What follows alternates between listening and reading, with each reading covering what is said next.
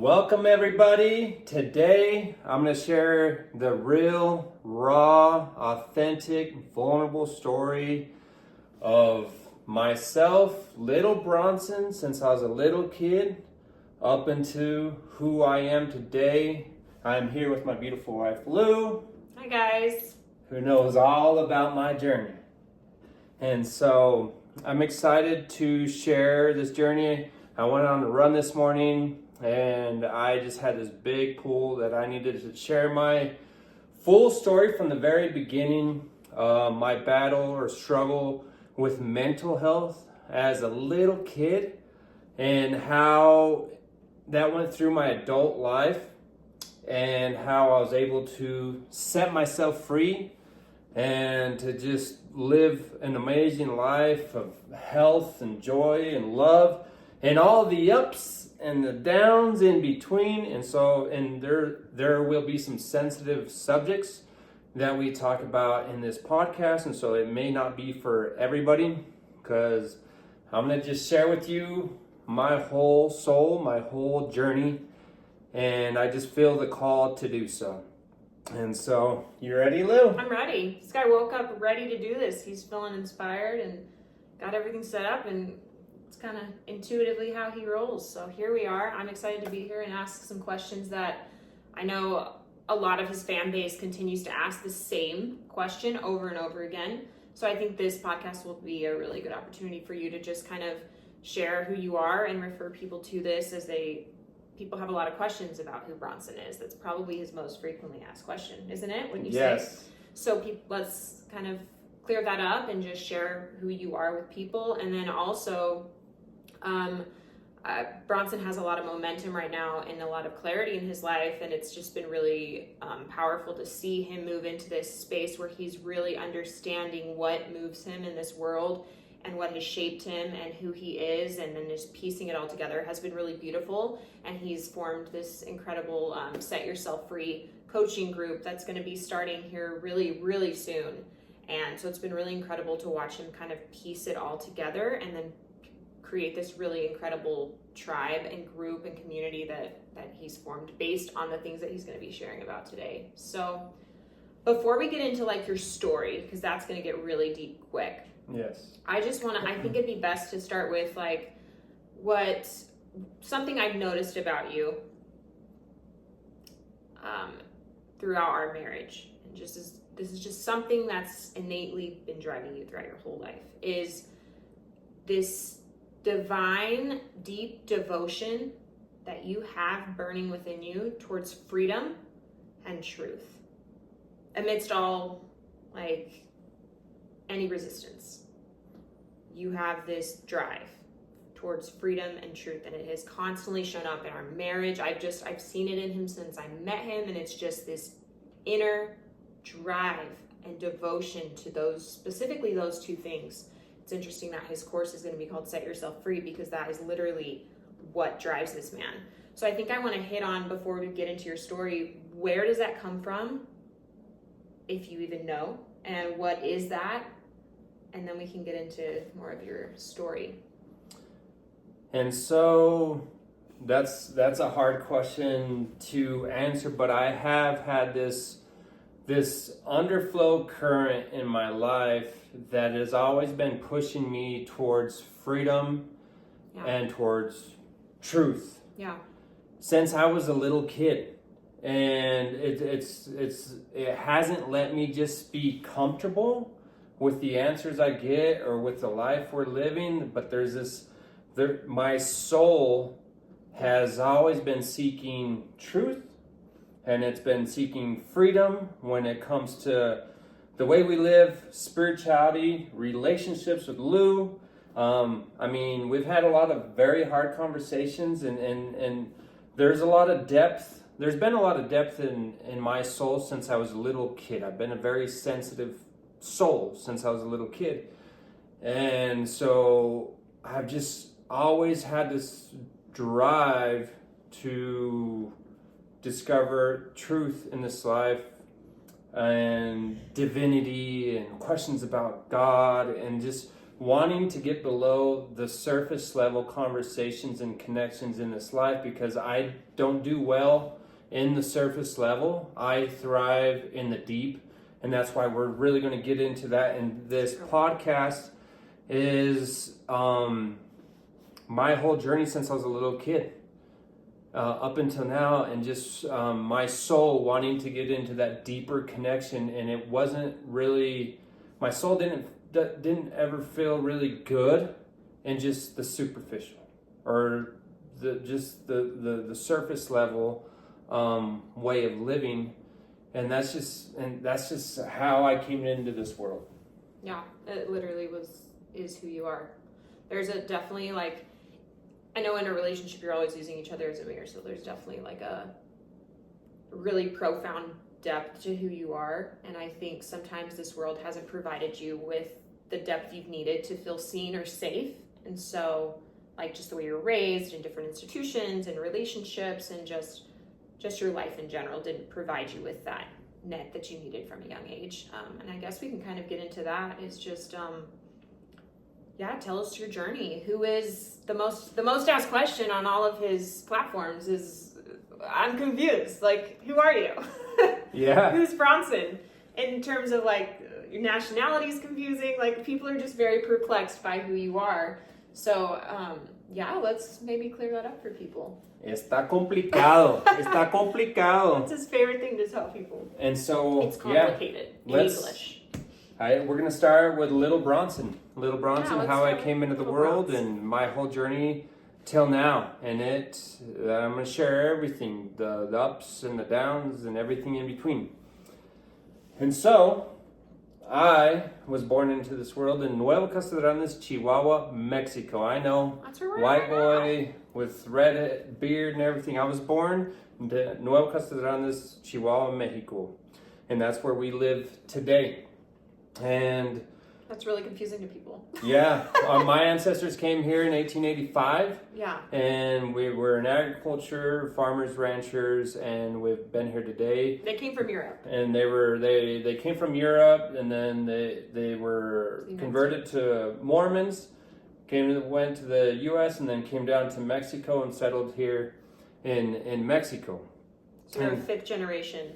Fifth generation Mexican, born in Mexico. My dad's born in Mexico, grandfather, great-grandfather, and so on. And so I came into this world in Mexico to a farming family. I have beautiful parents, very loving parents. I love my dad. Awesome. I love my mom. And I enjoyed spending time in the farm, in nature, going in the pilas, the presones, the ponds. Enjoyed my horse, enjoyed agriculture, and then at 3, my dad would work in Asunción, Chihuahua, Mexico, by the border, and my mom was with us 6 kids in Deming, New Mexico, just across the border, an hour and a half drive from the farm. They're still married. It's just we'd go to school in Deming, New Mexico, and then we'd work summers on the farm in Asunción, Chihuahua. And 2 lives. So I had 2 lives on the border. So one in the U.S. and one in Mexico at the same time. And my dad would come visit us during the school year on Wednesdays and on weekends. And then he'd work on the farm during the week. And then and summer breaks and a lot of different breaks would be working on the farm as a little kid. And so I always enjoyed being in nature. We started working at a very young age. And so I remember my first job was hoeing weeds all summer long from when I was a kid, like, I don't know if it was 5 or 6, all I remember was the hoe to hoe the weeds was taller than me. And so, like, if the shovel's taller than you or something. So I must have been 5, 6 when I started working from 7 to 1. Then as I got older, we started working full time and driving tractors and stuff like that on the farm. What was your farm nickname with your... Bronson, Texas, because I always had a little cowboy hat and the irrigator every morning.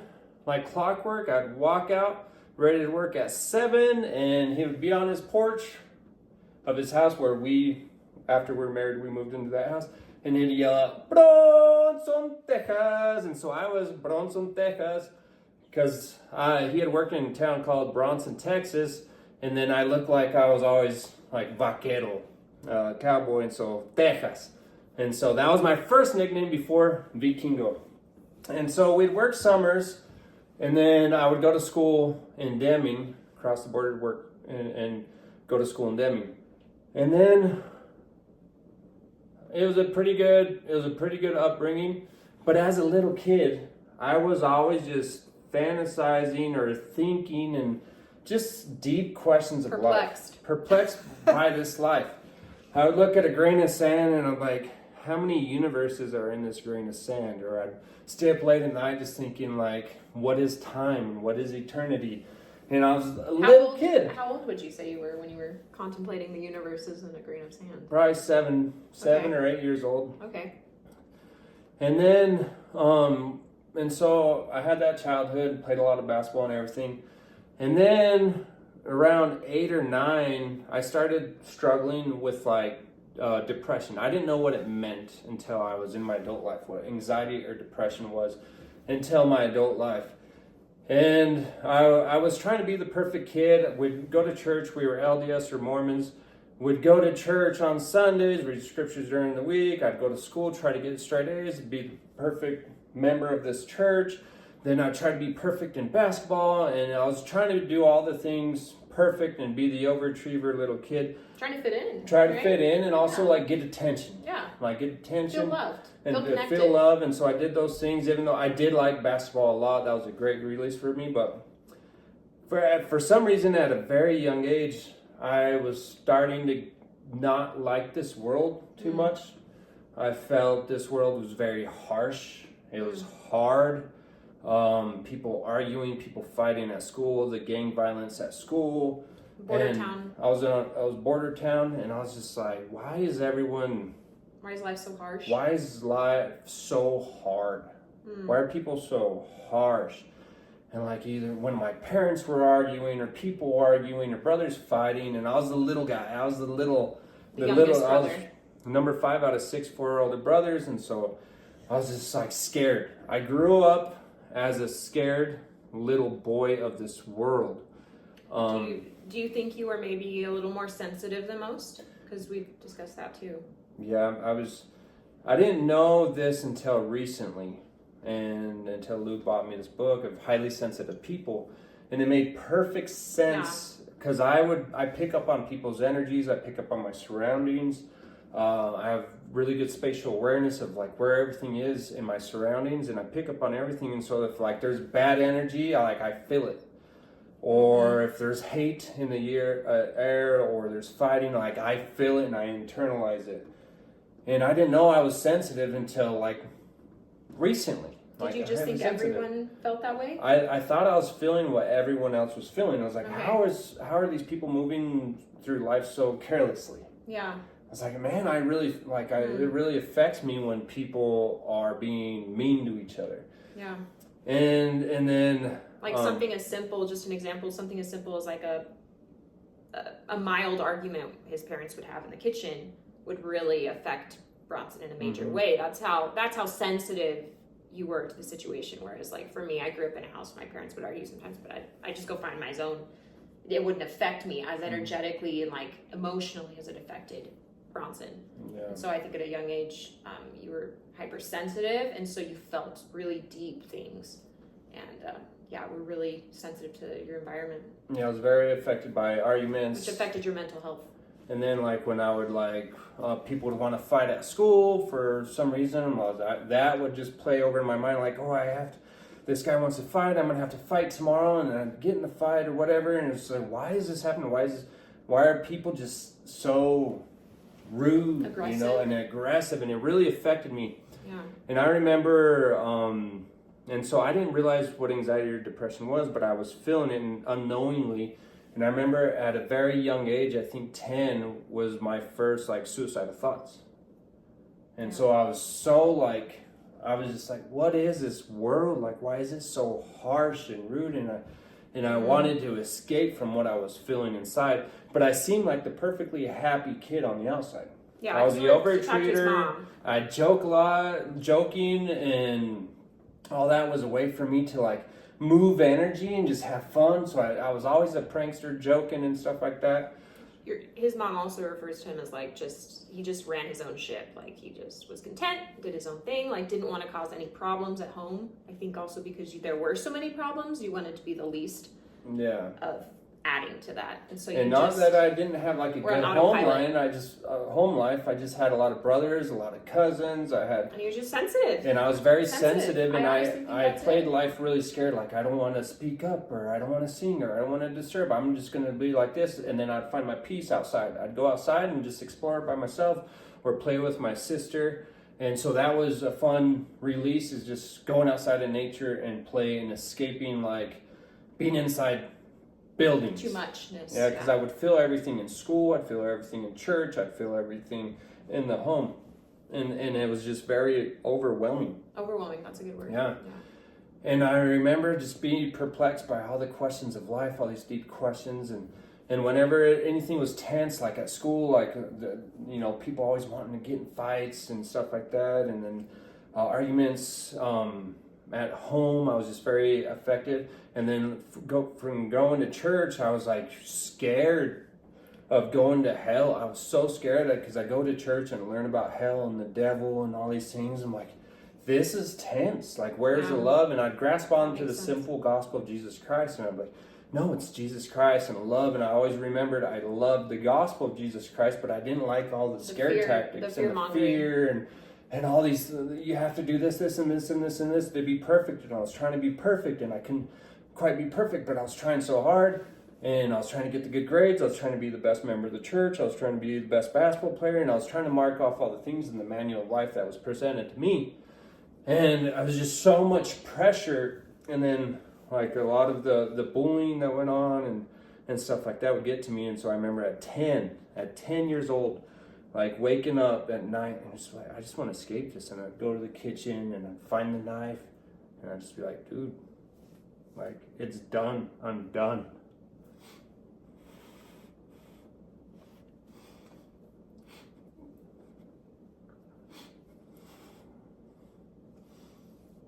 As a 10-year-old,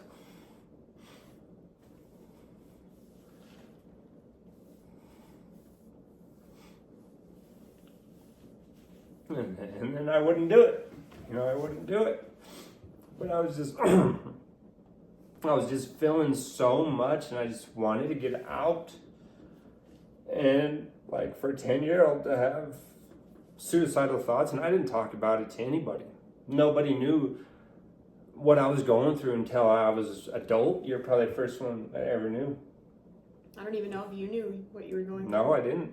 You just knew you wanted out, and you felt overwhelmed. Yeah.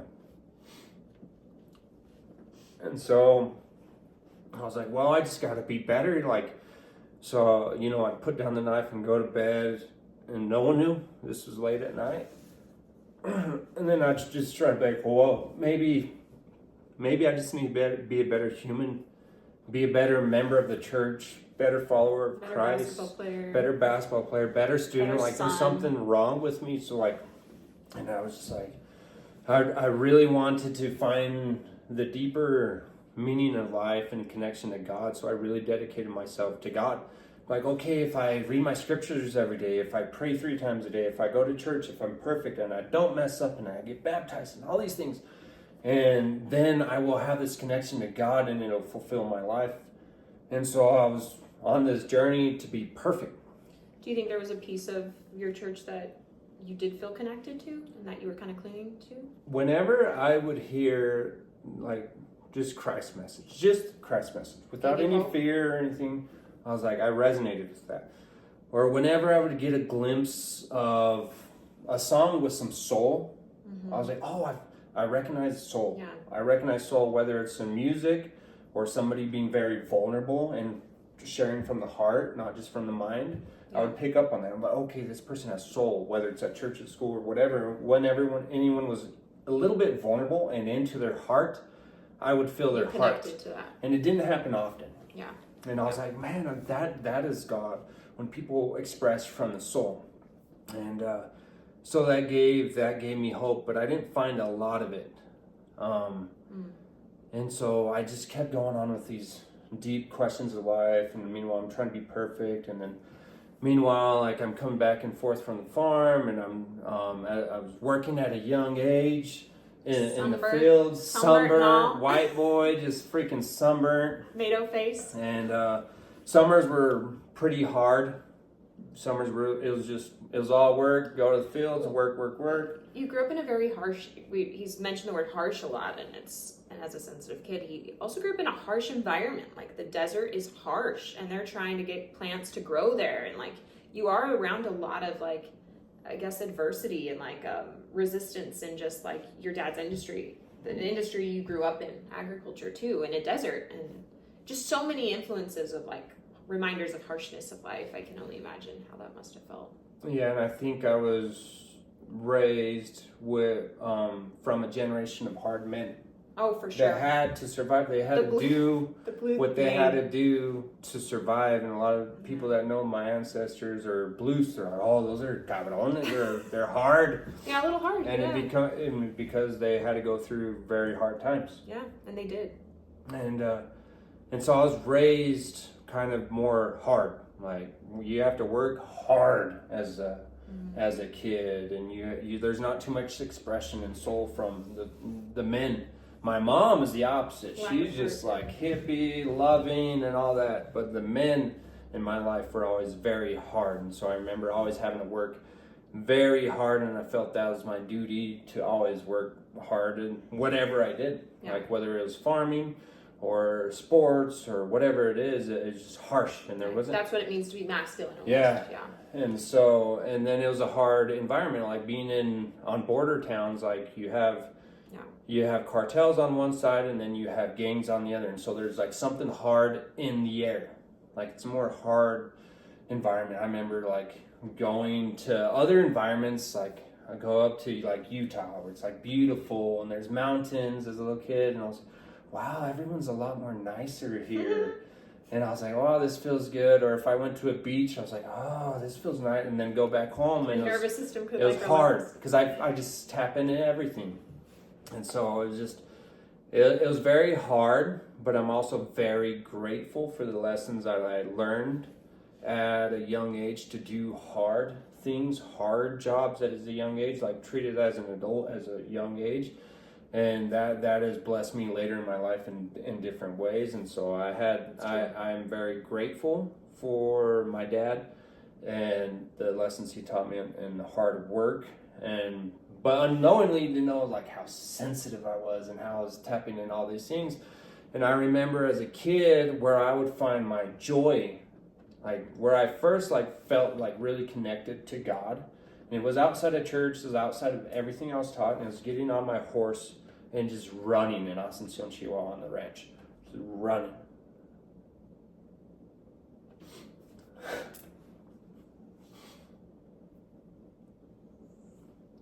And that was probably the first time where I'd feel relief and connected to God. And I just run. And I had a good running horse, Chico. She was just fast, and I would just run and sing. And I don't sing. You sing? I don't sing. Yes, you sing. I would try, as a little kid, I would sing right under somebody else so I wasn't loud enough. He sings. And on the horse, I would sing, I would pray.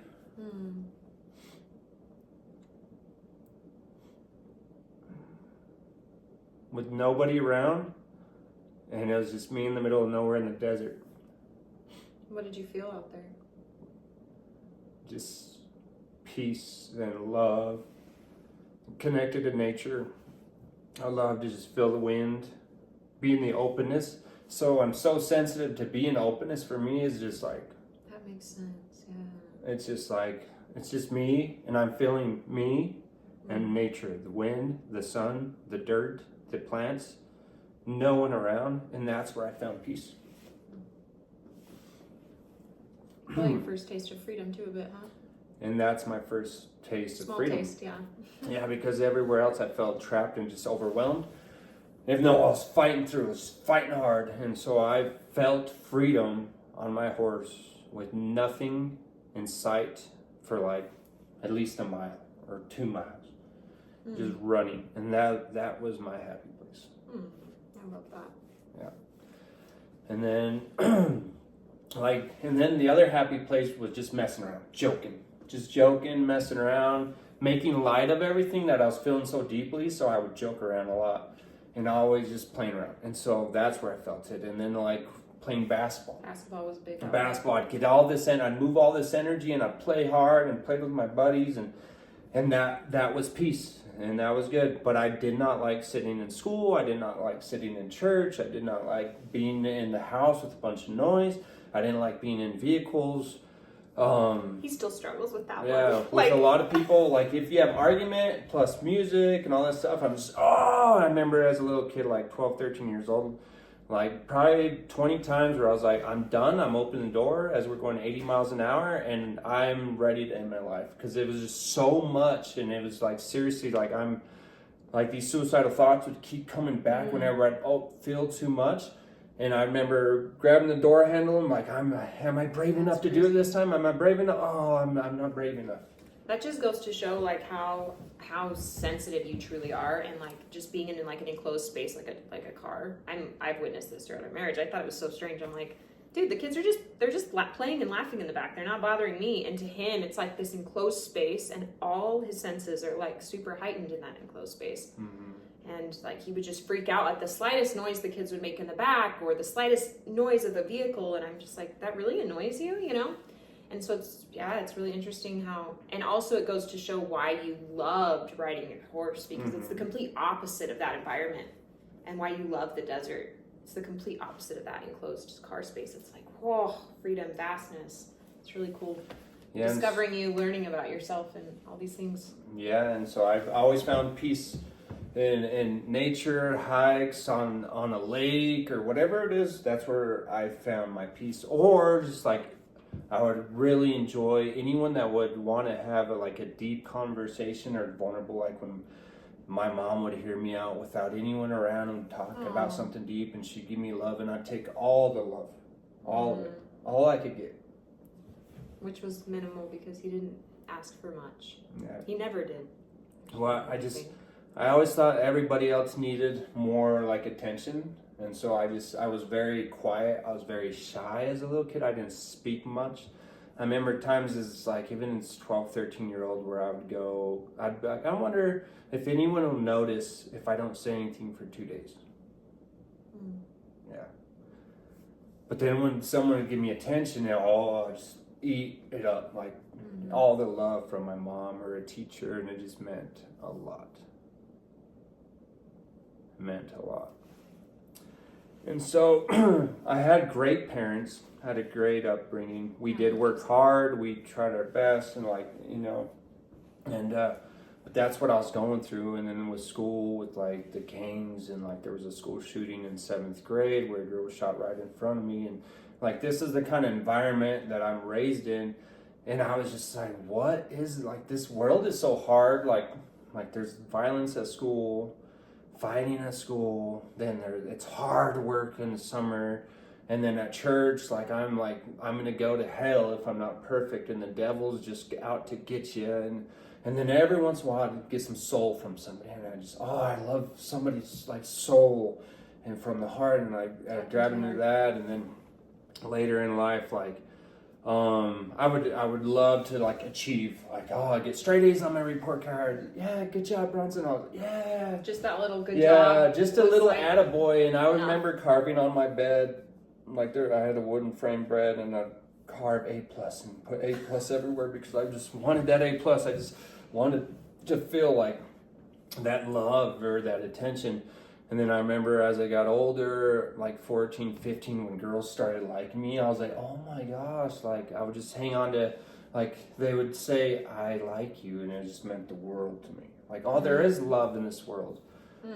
And so I was like, then I started liking, getting attention from attention because wow, they love me, and they really do see me, and they love me. And so I enjoyed that. You started feeling glimmers of hope in different ways throughout your life. And Little glimmers. Yeah, and then when I started becoming a good basketball player, like 14, 15, and winning basketball games, I was getting my confidence. I was getting out of my shy, because I was super shy. I wouldn't talk, as a kid, I wouldn't talk to adults, even uncles, and I was just very shy around adults, and I wouldn't speak up. But as opposed to days, like, my social media is like, I'm always talking, but people assume like I'm this extrovert. But growing up, I was the shyest kid. If you talk to me as an adult, I would get red. I was afraid to read in class. Like, I was so afraid. Speaking in church on Sunday in front of the congregation, my legs were shaking the whole time and I'd go bright red. They would call me tomato face because I would get so red when I would speak. And then I started finally in my life getting confidence as I matured. I got tall and strong. I was playing basketball and I was starting to get some confidence around 15. I was like, wow, maybe like this feels good to be walk through life with a little bit more confidence and like speaking up and expressing myself a little bit and playing basketball in front of a crowd or a church, and like, okay, I don't have to be so scared. So that's when it started taking off. But then my struggle when I was a teenager, like the depression, suicidal thoughts would come back. I'd have these like high highs, like great in basketball. But then like the pressure from church to be perfect was so much. I thought if I did anything bad that I was going to hell. And so like I'm maturing and I'm dating girls now. I'm like, oh, like if I touch their boobs or something like that, like I'm going to hell. Or if I look at pornography or masturbate, I'm going to go to hell. And I just had this pressure. It was just like, and then I have to be this perfect person in society and I can't say cuss words and all this stuff. And I was like, these are great morals and values, but it's so much pressure to be afraid of the devil or going to hell. Well, and anytime he would do anything like remotely away from what he's been taught, your conscience is so sensitive, and if you're believing that as truth, then you're gonna eat yourself up, and you did. It would. Like if I did anything outside of the rules of society and the church, it would just constant on my mind. Like, I got to resolve this. I got to confess. I got to make this right before God. I got to read more scriptures. I got to pray more. I got to ask for forgiveness. Like every day asking forgiveness. Because if I don't, and I get in a car wreck tomorrow, like I'm going to hell. And just like this, like I'm highly conscious, highly sensitive. So anything that I do out of alignment, like it just drives me crazy. Well, it used to drive me crazy as a kid, and so that's why I would try to just be so perfect. And like I remember, like I touched a girl's boobs, and I thought I was going to hell. And like right away, my conscience like, you got to resolve this. You have to confess to your bishop as soon as possible, because if you die in a car wreck tomorrow, you are going to hell. And I remember just like trying to call the bishop, like he wouldn't answer, and then he answered, and he said, I could see you in 2 days. I was like, oh, because I got to tell somebody. I have to tell somebody. And the 2 days were just so long, and I finally went in, like going there and like, I touched this girl's boobs, you know. And then the bishop's like, you're okay. But I was like, I thought that was like the biggest sin, and I'm going to go to hell. Oh, are you okay? We're just going to give you these little punishments, and you're not going to be able to do this at church or prayer and stuff. And then I felt like the biggest sinner, and I was like, oh, man. And so, like, I was just struggling because I have all these hormones. I'm a teenage boy, and just have all these hormones inside.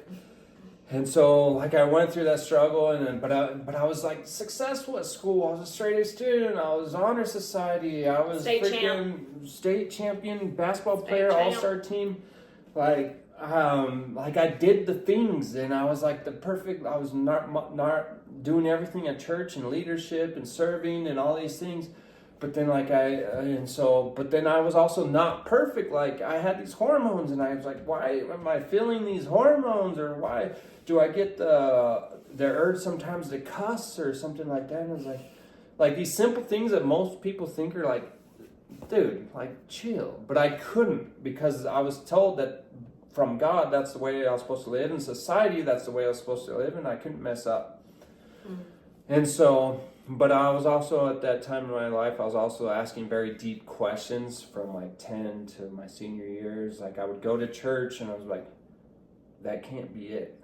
And then because I would study, and try to get all the answers of the universe and God. And then what I was getting from the adults was just like, okay, guys, you guys have been telling me this much, like this small amount of the story. There's so much more to God. And where is it? When do I get the depth? Because you had felt it. Yeah, because I felt it, and I felt there's so much more. And there was so much more missing. And I was like, and they would tell these same stories over and over hundreds of times. And it's like, guys, there's more. Where is it? And then I was like, okay, well, I'm going to be perfect, and it'll come as I'm perfect.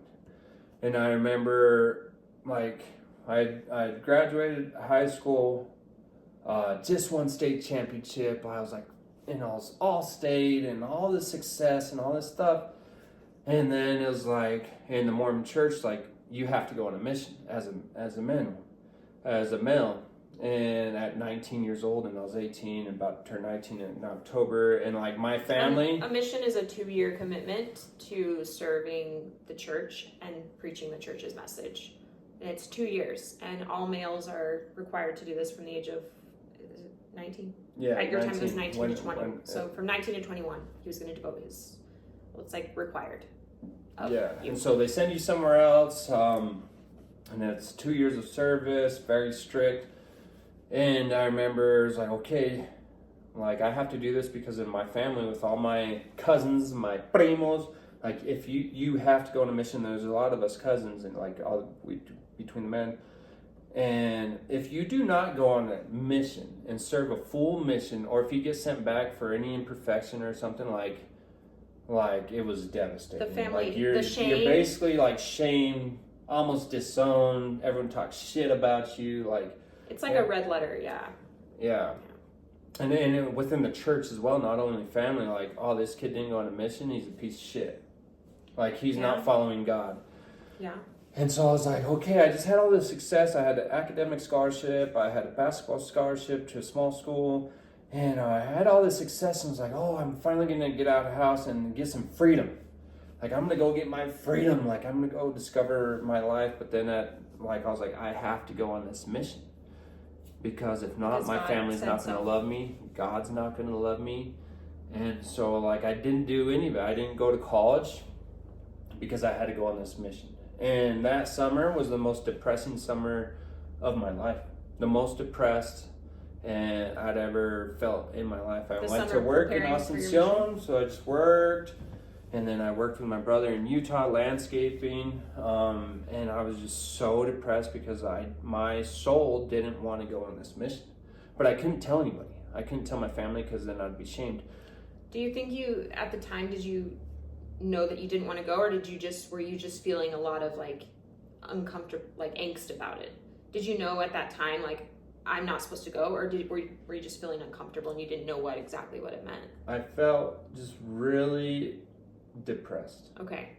Like my life was just taking off, and I had all the success in high school, and then it just stopped. My friends went on, and they were doing their thing, living a good life, and getting into college, and whatever they were doing, or playing ball, and they were all with their friends that summer celebrating, and I went from graduating high school back to the farm in Asuncion, just working my ass off, and just like dreading going on this 2-year mission. Okay.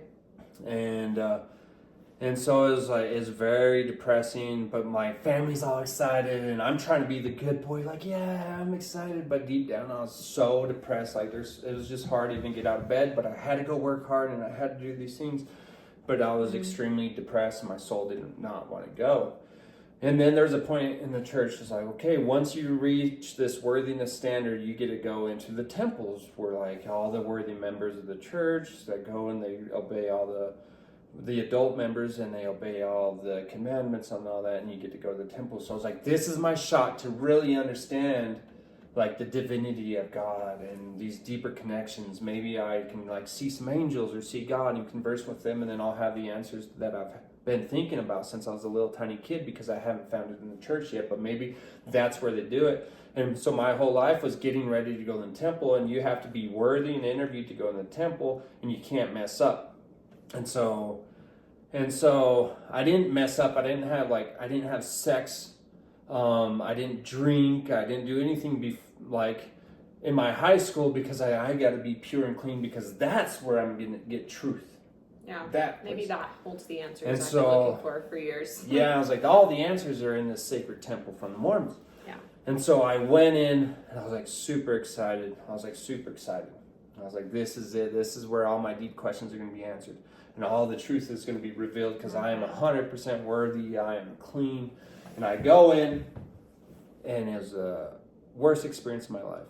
Worst experience. It was beautiful inside.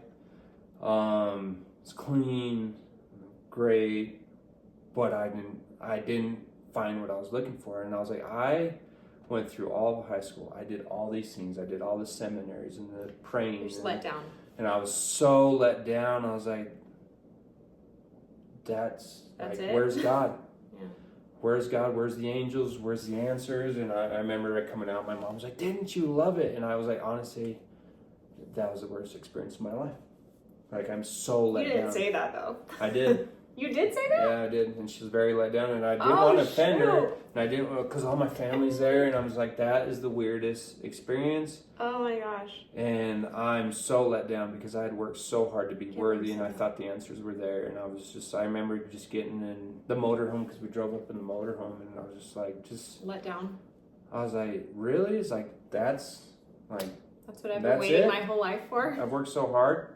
Yeah. And so after that, I was like more depressed. And then I go on my mission. I served my mission. I just made the best out of it. Positive mental attitude. I was in leadership. I did all the things perfect. I went on the mission. I was trying to find my answers there. Didn't find them. Then he made the best of it. Like, I tried when I work hard, I work fucking hard. Like he committed. And I have a thing, like, to get through my life, I've always had to be very positive.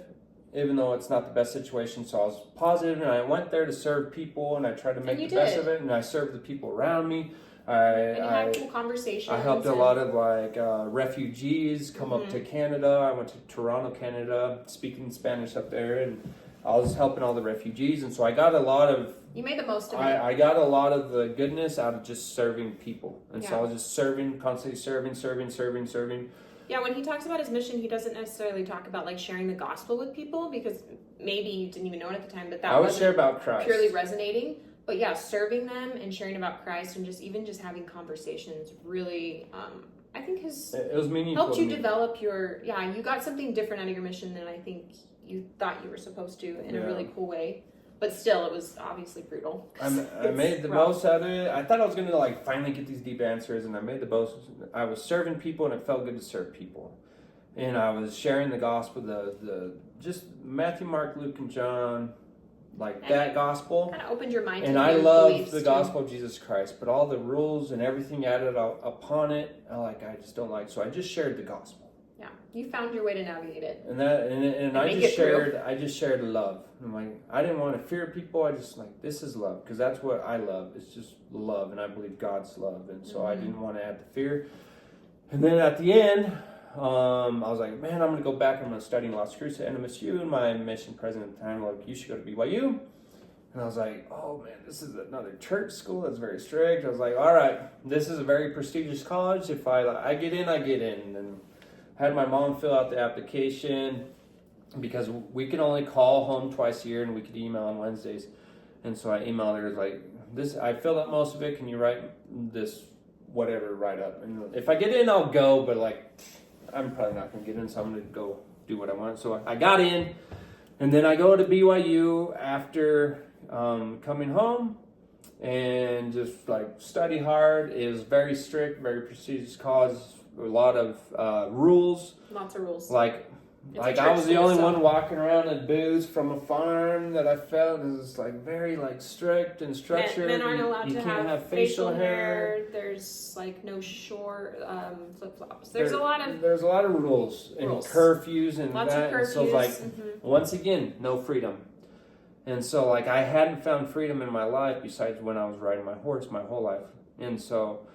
Because in the mission there was no freedom. Then I go to BYU, no freedom. And I was just oh my God, all right, let's do this. Maybe if I do this, and then after, then I'll find my freedom and create the life that I want. So I'm going to just do this other hard thing. Go to BYU, it's prestigious college, it's super hard. And so I do that, and I'm working, and I'm going full time to college, and then I meet Lou. I meet Lou, and then that was like one of the best moments of my life up until then. It's like, oh, I'd been dating at college and not finding the right girl, and then like right when I met Lou and I kissed you for the first time, I was like, wow, there's this like very special like chemistry. What did you say? I said he's a really good kisser. Oh, you're a good kisser, girl. And so like there was this like instant chemistry and love, like instant. Like the day we met, we started dating, right? Yeah. Instant chemistry was insane, and I don't know what that even means, but yeah, like it was just, yeah. Like looking back on it, there was this soul connection, and it was instant. And I was like, I knew right away. I was like, this is the girl I'm gonna marry. And I dated a lot, and there was always just something that, as soon as I met Lou, like this is the girl I'm gonna marry. Yeah, he knew right away. Yeah. And so I was like, I was the happiest guy. I was dating this dream girl that I used to envision her in my mind when I was in high school. And when I met Lou, it was exactly what I would write down and I'd draw and I'd see her face.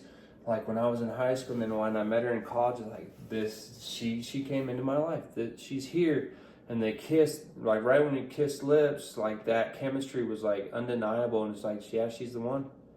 She's the one. You manifested me. Yes. Truth right there. He's good at manifesting. That's one of his, very magnetic to abundance and manifesting. Yeah, and so like that's the first time where I was like, wow, I'm like really like I'm in love and like life's good, even though like school's hard and work's hard, but I was like the love, like I can.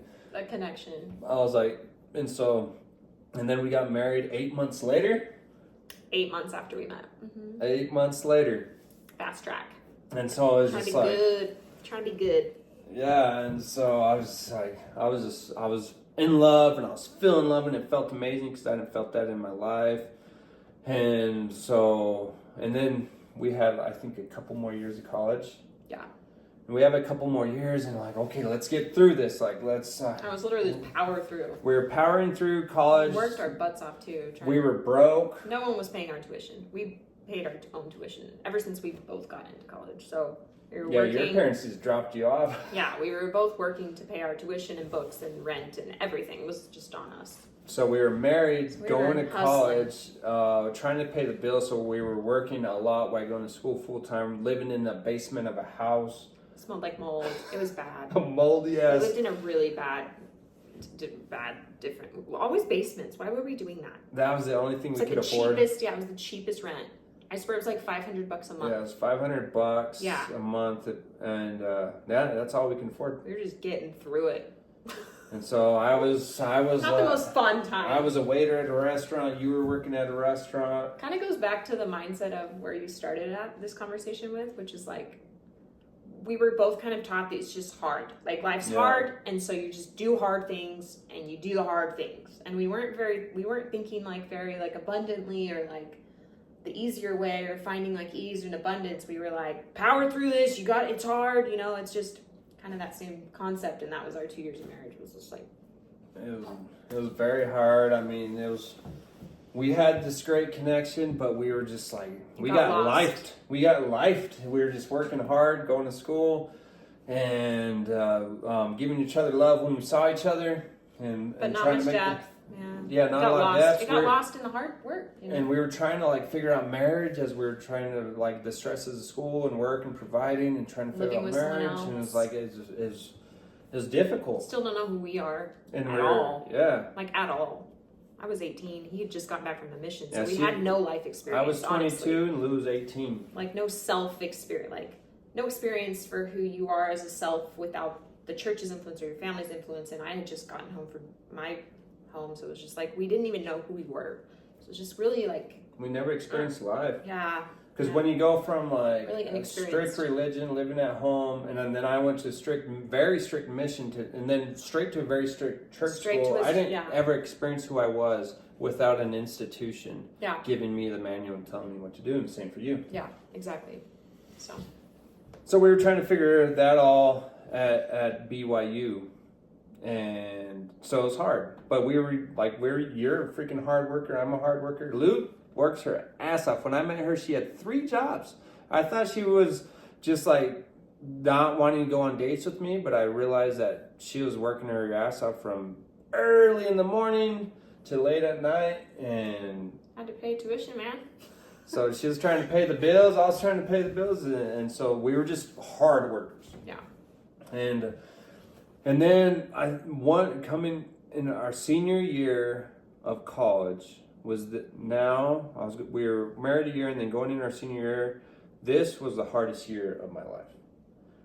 We were wanting to get done with college and get on, and I wanted a home, I wanted a career, I wanted a job, and I was studying construction management, and I just wanted that life is just to calm down and to get my career, just work full time without having to study, come home to Lou, and just and finally enjoy our life. Yeah. And so to be able to do that, I enrolled in 2 different colleges at the same time. So I maxed out my credits at BYU. Then I enrolled in another college for 4 extra credits so I can graduate early. And then I started a construction engineer job in college at the same time. And so it was work, internship. college gone, and then you were doing it. I was doing it, man. You were working your ass off as well. And then then all hell went loose. Lou comes to me and she said that she had a very hard thing to tell me, and that someone that she worked with did something very bad to her at a restaurant. No, this is a very sensitive subject, and so something really bad happened to Lou as she was working late at a restaurant, and we were married at the time, and it just crushed me, someone would do such a horrible thing to my wife, and then I was just filled with anger, I just wanted revenge. And then you're going through this trauma that really just messed me up, and it hurt you so bad. And you and me, and we just couldn't wrap our heads around why would this horrible thing happen. I think we were also just both very naive, like we discussed earlier, just to life. Mm-hmm. Because we'd always have these or especially me, I'd always have these protective things around me, like the church or my family. And so this was my first experience of evil coming in such a potent way, which is life. And so we're just so confused of what happened, and I'm enraged, and I want to kill this man. I'm just in rage, and I'm studying full time, I'm going to school, and then my wife just is hurt, and we can't understand. And I remember just being in this just rage with life, what the fuck, what the fuck is going on? And we're trying to do all the things. We're doing all the things, And we're living this perfect life, hard life, following the manual. And why would such a horrible thing happen? And I just was enraged, and I wanted to kill this man. It's the first time I wanted to kill somebody, because and it just took over my mind while I'm trying to study and go to school, and then it got pretty close.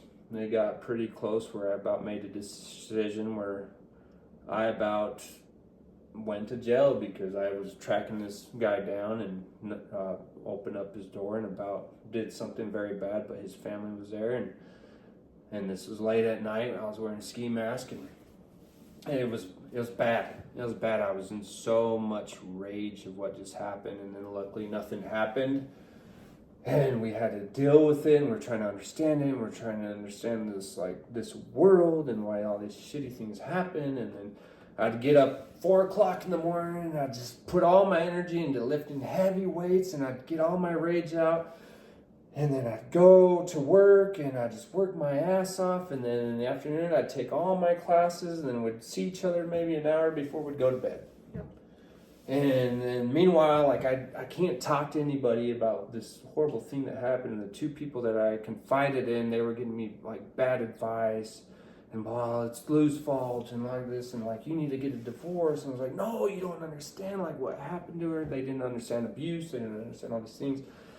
And so my life, that was the hardest year of my entire life where I was like, this fucking world sucks. Yeah, and our connection was pretty, there's a lot of misunderstanding and confusion there. So it was really hard to navigate that too. So there wasn't much light It was very in our dark. lives at that time. It was very dark, but I loved Lou, and I was gonna do the best I could to like get through it. But I had nobody. You had nobody. We had nobody that we could talk to about this thing. And then, so we were dealing with that, and then finally we started doing a little bit better, and then we're just working our asses off, going to school, and then it comes to the point where we're about to graduate, and I'm like, all right, and we're about to graduate in the recession, and so there's hardly any. I was in construction management, hardly any jobs available. 2011, 2012, yeah. And I was like, shit. But I was working a good job at the time. That it was a miracle I got this job because I was going to school with like the most badass super students, like, and I was not a straight A student in college. I was getting C's, trying to work and try to survive, and I wasn't popping Adderall. I didn't know that people popped Adderall in college until my senior year, and I was like, no wonder why these guys are geniuses. Motherfuckers should have told me that. Like, you pop Adderall and Ritalin to like get good grades. But no, I did everything the hard way. And I was a C student. Quite on brand, yeah. I was a C student. I was an A student in college, high school, and then I went to college and I was a C student. Like, what the fuck? And I was in this prestigious, and so I was like, I remember my senior year applying for any internship available, and there was hardly any because it was a recession. There was nothing going on. Especially in construction. And really rough industry. And so I applied to like my freaking dream job during my senior year, and there was a stack of resumes. I don't know, 200, 300, 400. Everyone was trying to get this.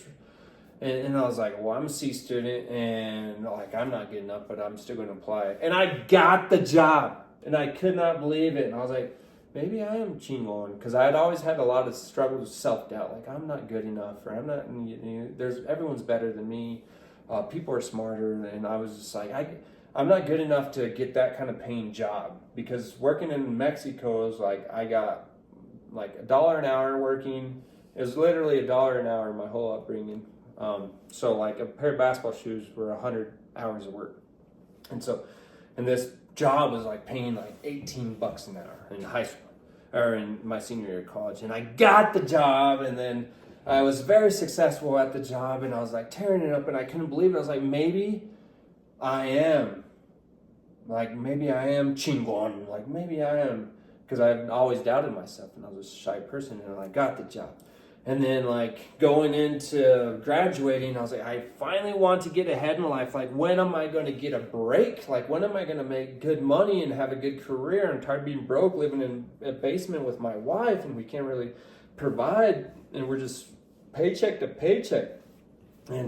But I worked my ass off in college, in this prestigious college, to get the best jobs there was in construction management. And so we did the thing, and Lou was starting to be a teacher, and it's like, finally we're going to have the life, and we're going to stop being broke, and we're going to get ahead, which I thought, it's like, I'll never have a new truck, I'll never make good money. And then the recession was going on. And so, but then I was getting like, I was out of all these colleges, like I was getting badass offers, and like, wow, like what is it? And I was getting these really good offers, and there wasn't a lot of offers. Like, I think there was only like 10 or 20% of students getting jobs in what they studied, and these were good paying jobs. And I was like, finally, like, I'm gonna have success, and we're gonna be able to live in a normal house. And so we graduated college, and we have these offers, and we're like, oh, we're going to get ahead in life. Let's go. Finally, like freedom at last. And then I get a call from my dad, and he's working in Mexico on the farm, and I have a conversation with him, and he's like, why don't you come back to the farm? I'm ready to partner with you, and the farm can be yours someday. And I was like, but I just got this degree, and I have these job offers that are good, and I'm loving my current job in construction, and just like I've learned all these new skills, and I'm having a lot of success. But then for some reason, I was like, all right, let's go to Mexico, Lou. Yeah, I think you've always had that, like, there's like a deep connection with Mexico and you and the desert and freedom. Again, I feel like that was just freedom reminding you that was also an option, you know? Yeah, I've always had this draw to Mexico and the farm. Because in the farm, it's just open deserts. And then I like working with the land. But then I was like, oh, like we're gonna go back, and hopefully we're not broke, and like. Yeah, it was but a lot of doubts. I have these career offers that are making good money, and we're gonna get ahead. You're gonna teach. I'm gonna do my construction job, my management jobs, and. But my soul was like, okay, I need to go back and help my dad because I love my dad, and then also maybe someday the farm will be mine, and then all right, let's go. So packed up, moved to Mexico. Yeah, and I mean, none of your brothers were down at the farm at the time, so it was kind of like your dad was like, I'm the last one. Maybe this last son will take over the farm, hopefully, you know, because like that's his retirement plan, kind of. It could one of his options, yeah, right? he could retire or he could sell. But he just wanted to make sure that was like an option available, and wanted to make sure maybe his youngest son would want that. And all my three older brothers, they went out. They found different careers. And so it was like he was probably hoping like one son would come back. And my older brothers, they like found success in other things, and they loved it because the farm for all of us kids, it was hard, and we correlate it's hard and there's not good pay, and so and you don't really get ahead. And I wanted a better life. Like as a kid, I'd go to Arizona and Utah and see the nice houses. You wanted more. I wanted more out of life, and I wanted a more successful life, and maybe move to California someday and build some condominiums, and so like. And then going back to Mexico was like, like I love the farm, but like it's not abundant. Like it's hard but I was like, oh. There was a piece of you that was like, this feels right too. You know, it was interesting. Yeah, and so we moved to the farm, following like my heart, and I go back to the farm, and yeah, it didn't make logical sense. And it was nice. Like we were married, we're living in our old the old irrigator's house behind my parents' house, and kind of like fixed it up enough to live in, and it was nice, and it was nice to be like in nature and away from the city. Have a home. It wasn't a basement. We weren't in a basement anymore. It's a 2-bedroom little house. Yeah, I was we pregnant. Lou got pregnant with Beckham. Yeah, it was just fun little farm life, farm family life. Really slow paced, chill. Yeah, and so it was like totally different. Like it was very slow paced, and like I was working hard, but like I wasn't. My dad would give me like these jobs, the same jobs I would have in high school. I don't think his dad knew who Bronson was, or like the potential that Bronson had inside of him. So he was just really going so slow with you, and it was like I went from managing like crews and like big all projects. this like very technical projects and construction and like in the office and outside and management and dealing with professionals, and then I go back to the farm and I find myself, my dad's like, well, basically kind of my employee. I thought I was going to be like a partner, and I thought I was like, but like basically you're like the employee and you're going to get on the tractor and do these things. Like I already know how to do all the manual labor stuff because I've done it my whole life. So I went back. Kind of reverted you back. It reverted me back, and I wasn't like, but I was like, Dad, I got all these skills in business. Like I learned all this stuff. But he's like, no, you don't know nothing. Your first year of college is right now. And so he was like, he always talks shit about college. And I was like, I just worked my ass off. For this? For this. And I just had the hardest year of my life, like last year. And I worked for all this to get ahead in life and create a better life for me and Lou. And he was wanting to bring in all the things he'd learned about accounting and business because he took a lot of business classes. Like there was no office on my farm. And like Zero. His dad they were on 2 different pages with how to run a business. Bronson's coming in with the new, it's also like newness, right? New technology. Yeah. Your generation is bringing in different things, and your dad was like, no, that's not how we do things here. There was a lot of clashing, and your dad just didn't really see the benefit of what you had learned in college, didn't appreciate it, and a lot of disconnect between you two. And and what you thought you were coming into and what he was really offering, and that whole relationship was pretty tense. So it was good at first, and then it started getting tense because year 2 comes by, and I was just like, I'm stunted, being treated like a little kid, like an employee, and I'm still doing the same type of work and jobs I did in high school. I'm not progressing. So I went from progressing to going downhill, and I'm like, and I'm wanting to get ahead. I'm trying to make a good life and trying to make money, and I'm tired of being broke. Beckham was born. We were progressing and I was like, in every way besides our career. And so like I was just like, and we were just sick of being broke and like having to ask money for diapers. Yeah, like every time we had to go to the US, it was like, and he didn't realize we like have $500. I remember asking for like $500. And like, so please, like, so we can get something.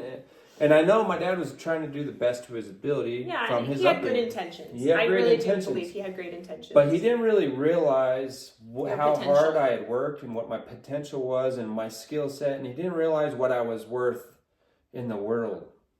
And so finally got to a day where I'm in the field and I'm fixing the drip irrigation leaks and I'm putting on the connectors, and I'm just basically like deep what in the that mud. means is doing all the like shit grunt work. I'm doing all the shit work like that no one wants to do. That's what that means. I'm gonna translate that. Like I was like low on the pole of the employees, and Yeah. I was used to being like in management in these massive construction companies, and so I was doing this shit work, and I'm like, I'm gonna do it, and I'm gonna work hard, and I'm in the mud, and like I'm used to, and I was doing it, and I was working hard, and then I get home and I hear a conversation I hear about a conversation with my dad where he's in front of my mom, my grandma, and my aunt, and he was basically saying how I'm not a hard worker. And I fucking lost it. Like it had boiled up in me, and I've always been really nice to my dad. And it boiled up so much, I was like, fuck this. And I was like, it was just one of those tense moments where everything had just come down to this point, and I was like, he doesn't know how fucking hard I've worked my whole life, and I got this degree. It's freaking hard at BYU, and I worked my ass up, and I'm trying to get ahead, and I'm over here, and I'm still fucking broke, and I can't. And so I go in the door, and I was ready to fucking brawl. And I get my dad, and we go outside, and I was like, let's go, motherfucker, let's go. Like I was so pissed. It was intense. That he was dissing me and all my family after all the hard work, all the hard things I've done in my life, coming from like, and it just took me flashbacks of my senior year in college and just how difficult it was. And for somebody to say I'm not a hard worker and not respect me, it boiled up, and I was ready to fucking brawl. And my dad's a big dude as well, and I was like, let's go. Yeah, it scared him, and he's like, let's go outside. We need to take this outside, because all the ladies were inside watching this go down, and I think I just got into a breaking point for you, and I think it was a breaking point because I'm not very expressive. No, you're not. This is very out of character. So like he's probably so unaware of what's going on. Like, oh, Bronson, he's the good kid and the perfect kid, and work hard, does whatever it does. He goes to church on Sunday, does all the things. Yeah, it probably came out of doesn't nowhere really for say him. anything. But I was building up all this tension and expressing just built it up. And so that day, like we didn't get in a fight. It was tense. Just arguing. We were arguing, and I quit right there. I didn't know what I was going to do, but I quit. I had enough. And so I was like, Lou, I quit. I'm done with this shit. I don't care. I don't care if someday this farm might be mine, but if nothing's progressing in my life, and we're still freaking broke after 2 years, and my life's not going anywhere, I don't care. I am done. And so right away, and this is very tense, like the family's tense, where we live next door to my parents. And then I just get online looking at any construction job available. And I was like, I don't know if I'm good enough, because I was back to being treated like shit, you know? And so I kind of lost my confidence that I had like in college. But then I was like, I don't know, I'm going to do anything. So I was looking for all these construction management jobs. That day, by day three, I was hired to this freaking badass company in Houston. And I was like, let's go. I was scared, but I was like, let's go. It was actually a really easy process. Like it just we looked up a job. You went in, you flew for an interview. They offered you the job, and they had a house for us and a car for us, and we had a badass Super Duty truck, had a badass house in a badass neighborhood, we thought, badass job. Yeah, it was perfect. I was pregnant with Gibby at the time, almost about due. So we were like, all right, well, that was easier. Well, didn't you feel like it was easier than you? I was like, this Kind of is. shocked. I was like, this is like nice. Like I've been used to this struggle, and then I go out to Houston, and it's professional with really good people that cared about me. I was that valued me, and they valued all my skills and my English, my Spanish, my career, all the work that I've done. We were in the nicest house we'd ever lived in a nice suburb, and it was beautiful. And then I had a nice truck, and I was like, I quadrupled my pay. We were like kind of mind blown. And I was like, oh my gosh. By the ease of this. I was like, wow, like this is out there? Mm-hmm. We had no idea. Like you can live like this? We had no idea. And like what was normal to like a lot of people probably in the US or in Houston or wherever. And I was like, this is nice. But we both grew up kind of more humbly and in small towns. So even this for us was like, wow, do we belong here?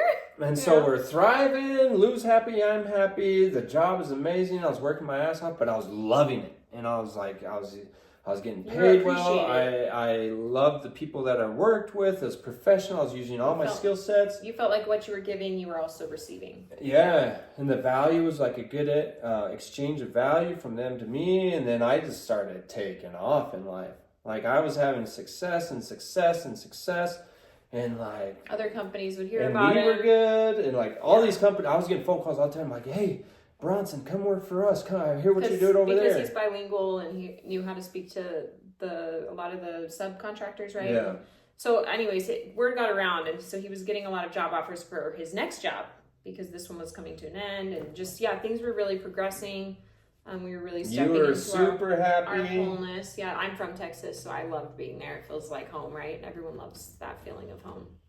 Had 2 babies. Like things were just moving really beautifully for us. And we were really stepping, I feel like for the first time we were really stepping into ourselves. Yeah. Right? And I was stepping into myself. I was like getting super confident, like, wow, I am of value in this world. And like, and then also like, when I was on the farm, like I started having like a faith crisis, and I was starting to like question my faith and everything. And then like I let Lou know, but she wasn't there, and she's like, no. So I stopped, but I was listening to all these podcasts like Joe Rogan and all these things, like questioning. You were opening your mind. I was opening my mind, and then I get to Houston, and we're still going to church all the time. But then like I was hearing different conversations of like the more open minded people, and I was like, these people are so nice, and these people are so intelligent, and I was enjoying these intelligent, deeper conversations, and like they would drink a beer, and I was like, I had a few beers, and like people from other denominations, not from the religion we grew up in,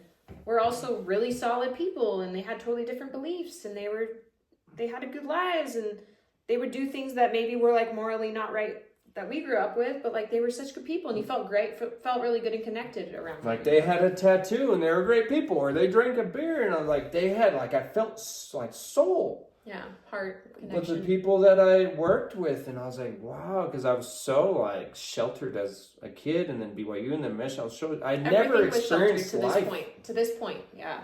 And so like I started feeling good, like wow, there's like good people, and I'm having like these more in-depth conversations, and then I'm like starting to doubt. Heaven forbid. Yeah, and then I started doubting like my religion, and then I started like investigating all these things and like all these lies that have been covered up. I was like pissed, like they lied about this and they lied about this, but the gospel is always good. The gospel is like of Jesus Christ. The gospel of Jesus Christ was like, but around it was like all this bullshit, and I was like having this faith crisis. But then I had good examples of good people in my life that I was working with, and then you started like finally you read an article, and you're just like, I think as we both stepped into ourselves, we were like, you start opening your mind. Does this feel right to me? Does this not? And then you start playing in that world, and I think we both started discovering like that we weren't as connected to the church as maybe our parents were, because both of our parents, the church has and still does bring them a lot of connection to God. And I have total respect for them and their journey in that. I think it does bring people a lot of connection. Just didn't for us. And I think we were at a time now where we felt like we could really settle into that. Like, oh, we're not getting much out of this. And we both were starting to find things about it that were uneasy and discussing it. And so we were having really open conversations about the church and about our questions, and ended up really questioning it at that point. We even went and talked to the bishop about our questions because we were like, these are pretty intense questions. Yeah, and it felt so good to be authentic and to really express ourselves. And because we didn't depend on anybody. We didn't depend on like working for my dad. And if I wasn't obedient, then I'd lose my job. And then I wasn't like, we weren't dependent on our community, or we weren't stuck in a school that had was rules Mormon, that would kick us out if we didn't follow them. And so like we were free and independent and making our own money, getting ahead in life, meeting awesome people, having great connections, finally feeling free. Finally. But I was having my doubts with my church and kind of like losing my faith. And then meanwhile, we're like super successful. Like, dude, I was seeing my career path, and I was like, I was gonna go. Like I was making good money, like way more money than I ever thought I was gonna make at that age. And we had a nice home, vehicle, and I was like, finally, like this is good. And I was on this trajectory to make some big money. And then like I was getting job offers in Florida and Austin, and I was like, dude, like I am like valuable. I am like chingon. Like I have skill sets that I've never thought in my life that I was worth that, you know? It's kind of sad, but. And so I was like, really wow, like I was like, people love my work ethic. People like my intelligence. People like see me as value. And so I finished my project and then I was going to stay with this company, and they was like, okay, you're going to Austin next. And I was like, dude, that's a badass job, either Oklahoma. And then I had these other companies offer me a badass job on the beach in Fort Lauderdale, Florida. And it was like these offers that were just like, dude, like ridiculous, like way more money than I ever thought. And then one day on the job site, I get a phone call from my dad. He's like, hey, what's up? What's going on? I was like, hey, yeah, I'm having all this success. I'm super stoked about life. And then like he even visited us once in Houston. He's like, wow, like nice house. Nice. Like you guys make good money. Like he was shocked that we were successful. Remember that? Mm-hmm. And he was like looking out of the house, and it's like, how could you afford to live in this neighborhood? And you know, and he was shocked. And that was before his. But one day I was on the job site, and he called me up, and I was telling him all my success, and I was probably going to go to Fort Lauderdale and build some condominiums on the beach for this amazing job offer. I was just like killing it. And then he's like, I'm ready to turn over the farm. I want to partner, and no one's coming back, none of your brothers, no one's interested in this farm. I'm ready to turn it over. And for some reason, my heart just got really soft, and I had like this calling. It was a pretty vulnerable conversation with your dad too. Yeah, your dad was actually very heart. Yeah, he was heart, and I felt his heart. Which is rare for him. I could tell it was a very vulnerable conversation. Yeah. Your dad had shifted during this time. Yeah, because we'd been gone for, I think, a year and a half. And, like, he had been thinking about his future. And he probably wanted his son to come back. And, like, he'd probably not treated me the best. But that's all he knew, you know.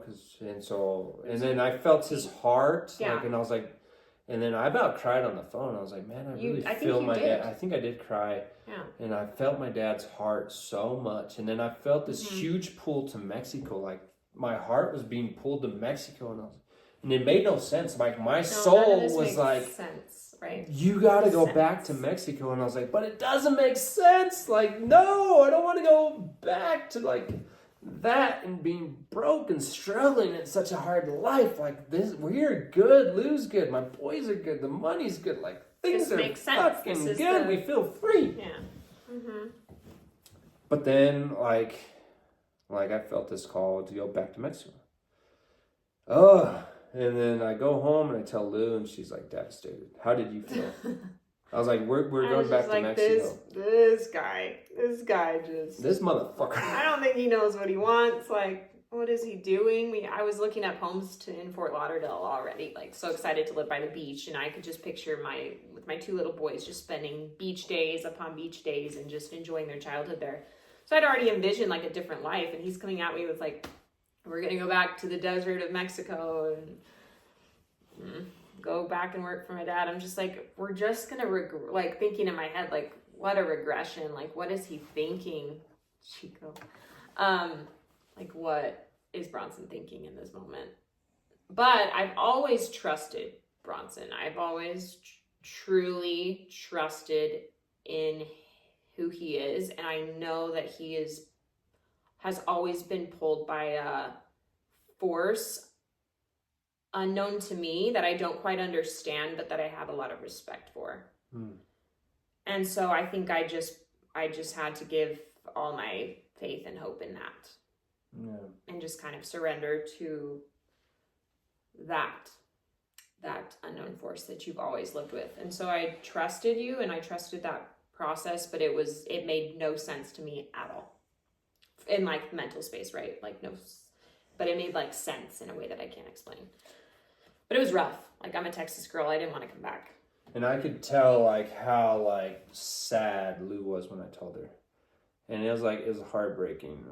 And then I was like, what am I doing? Like, nothing made sense. The decision didn't make logical sense at all, but my soul was like, you need to get back to Mexico. And I had like this deep, like, love for my dad and my mom. A spiritual experience. And I was like, I need to get back to my dad, and I need to like get back to Mexico. And also like take care of the farm. Take care of the farm. And your dad. Because I was like sad because he was also on the conversation. He's like, well, I might sell it to the neighbors. Yeah, and his mayordomo was kind of not having the best health either. And so there was just a lot of sad pieces to the story. But also I think you really, after that call, felt this deep desire to like be of service was a part of it. And also like take care of your family and your heritage and your parents and there's so much depth to it. Yeah. Whereas in the construction path, there wasn't as much depth, and like the farm, you're like really root. There was a lot of depth to that decision, which you're as we talked about in the beginning, is a very deep guy. And so the construction path. We knew what our life was going to look like for the most part. Yeah, it was going to be badass. It was badass. It was already good. I knew what my life was going to look like there. I had no idea what my life would look like in Mexico. I didn't speak the language that much. It was, that was the harder decision was to go to Mexico. And so I followed my soul, even though it didn't make sense in my mind. We packed our bags. We packed a trailer. It was so hard to leave my job. I was like, this doesn't make sense. I just need to go take care of my dad. And we were following a call that we didn't quite understand. And so we packed this trailer with our belongings, and we drive back in my Ford Super Duty and go back to the farm. And this was September 1st. And we pull up to the farm. And this is the one day before harvest, and my dad had just planted cayenne chili peppers, 100 hectareas, and like that was like, it looked amazing, and things looked very good on the farm, and it looked very like, okay, this is a good opportunity. I'm gonna come back. I'm gonna like take over. One day it's gonna be mine, and that's what the deal was. Like, this is gonna be your farm, and we pull up as a family. And we're up to the farm gate. It's flooding. This is one day before harvest, and the water's going, and there was hail in the water. There's ice, like you can see the hail ice floating in the water. And we're about to arrive with our bags packed in our trailer with all of our belongings. And the farm was demolished before any income had come into the farm by September. My dad had invested all of his cash flow, everything into this crop, and it was demolished. And I look over at Lou, and I was like, what the fuck? Like, let's turn around and go back. Let's turn around and go back. This is the stupidest decision. Like, I just made the stupidest decision of my life. I come back, and there's nothing.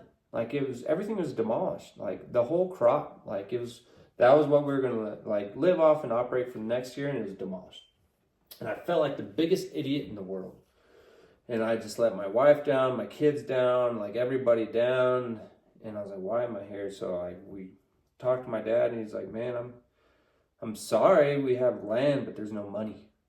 And luckily, we had some savings. We had some savings in the bank account from Houston, but it was enough to get by. It was enough to make it through that year, yeah. Yeah. And I was like, shit. And so I was like, what do we do? Like, there's not enough for both of us to live on. Like my dad and then me, there was not enough. And I was like, God, like what? And I felt like an idiot. And so I'm like, for some reason, it's like, we're doing this. I'm gonna figure it out. And I was like, I'm gonna go all in. I'm gonna step into fear, and I'm gonna start my own farming business. I've never done it all the way on my own, and I'm just doing it separate from my dad and figure it out.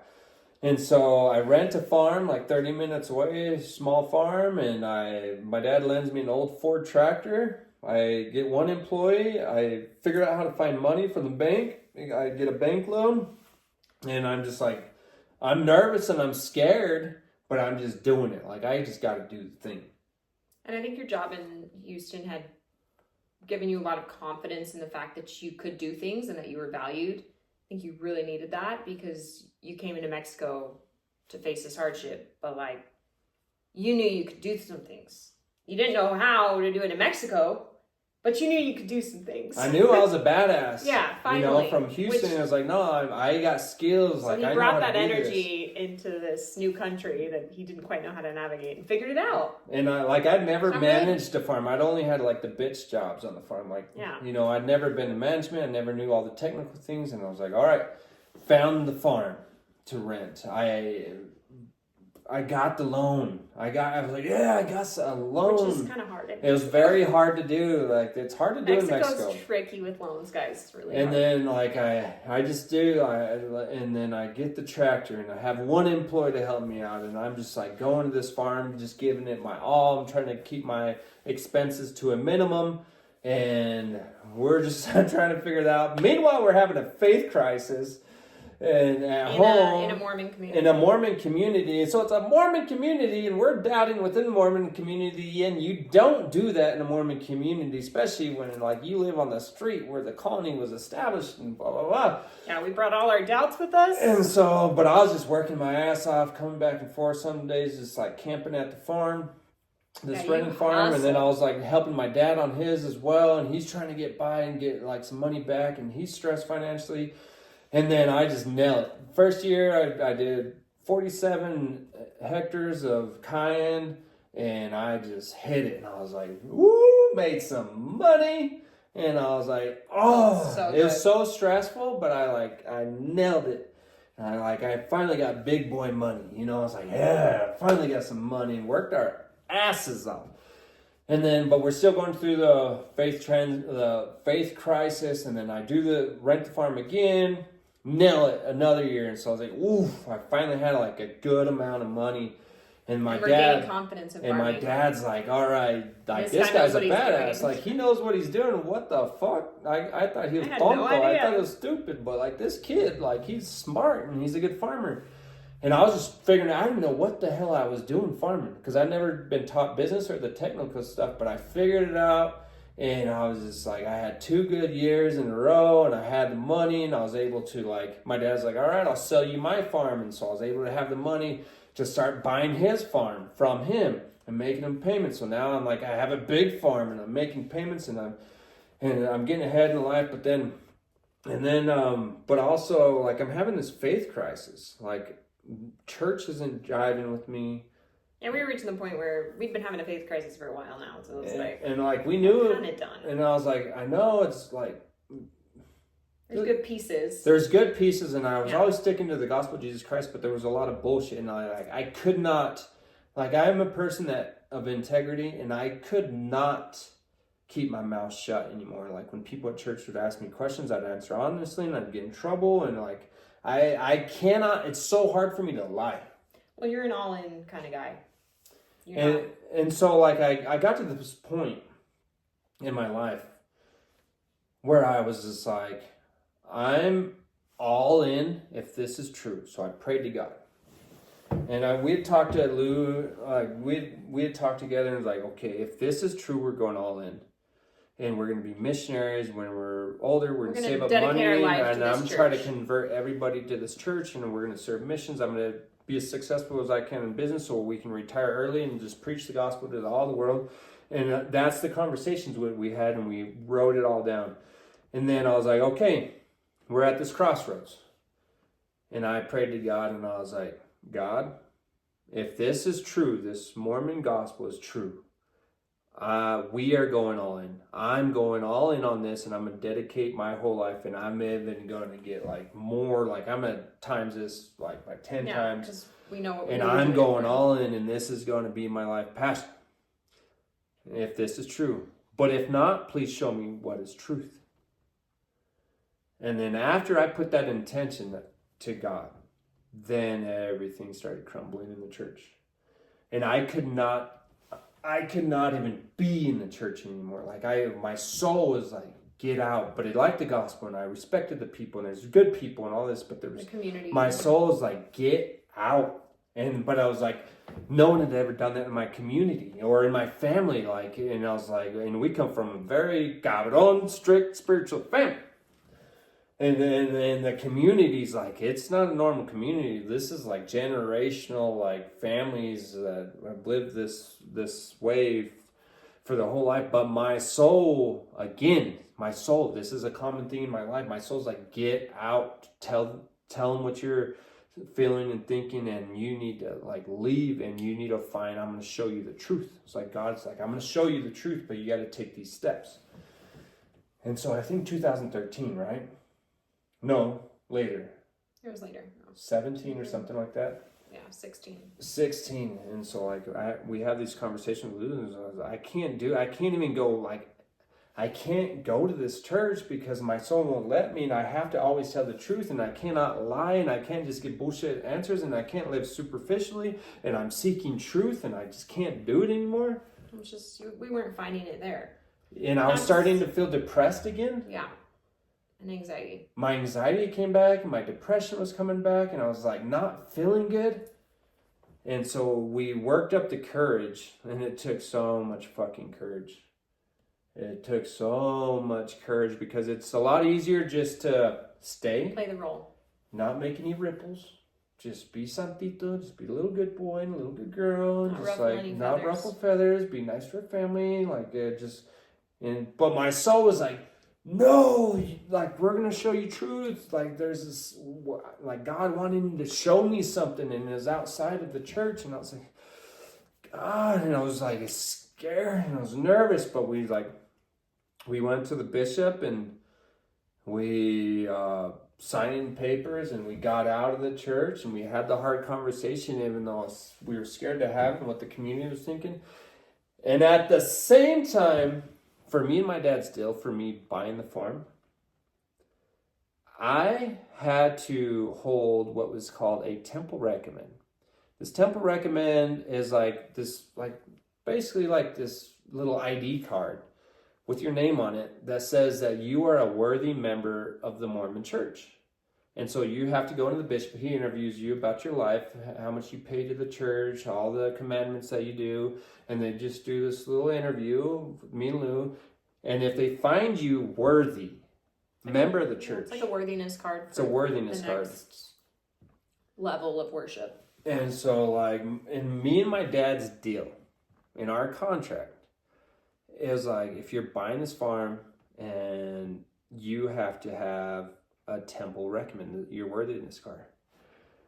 And so that was like, if I left the church, I not only was losing my whole community, all my neighbors that were going to hate me for leaving, I was going to get shamed from my whole family, and I was also going to lose my contract for ownership and buying the farm from my dad. And so it was like, basically lose everything we knew to follow my soul.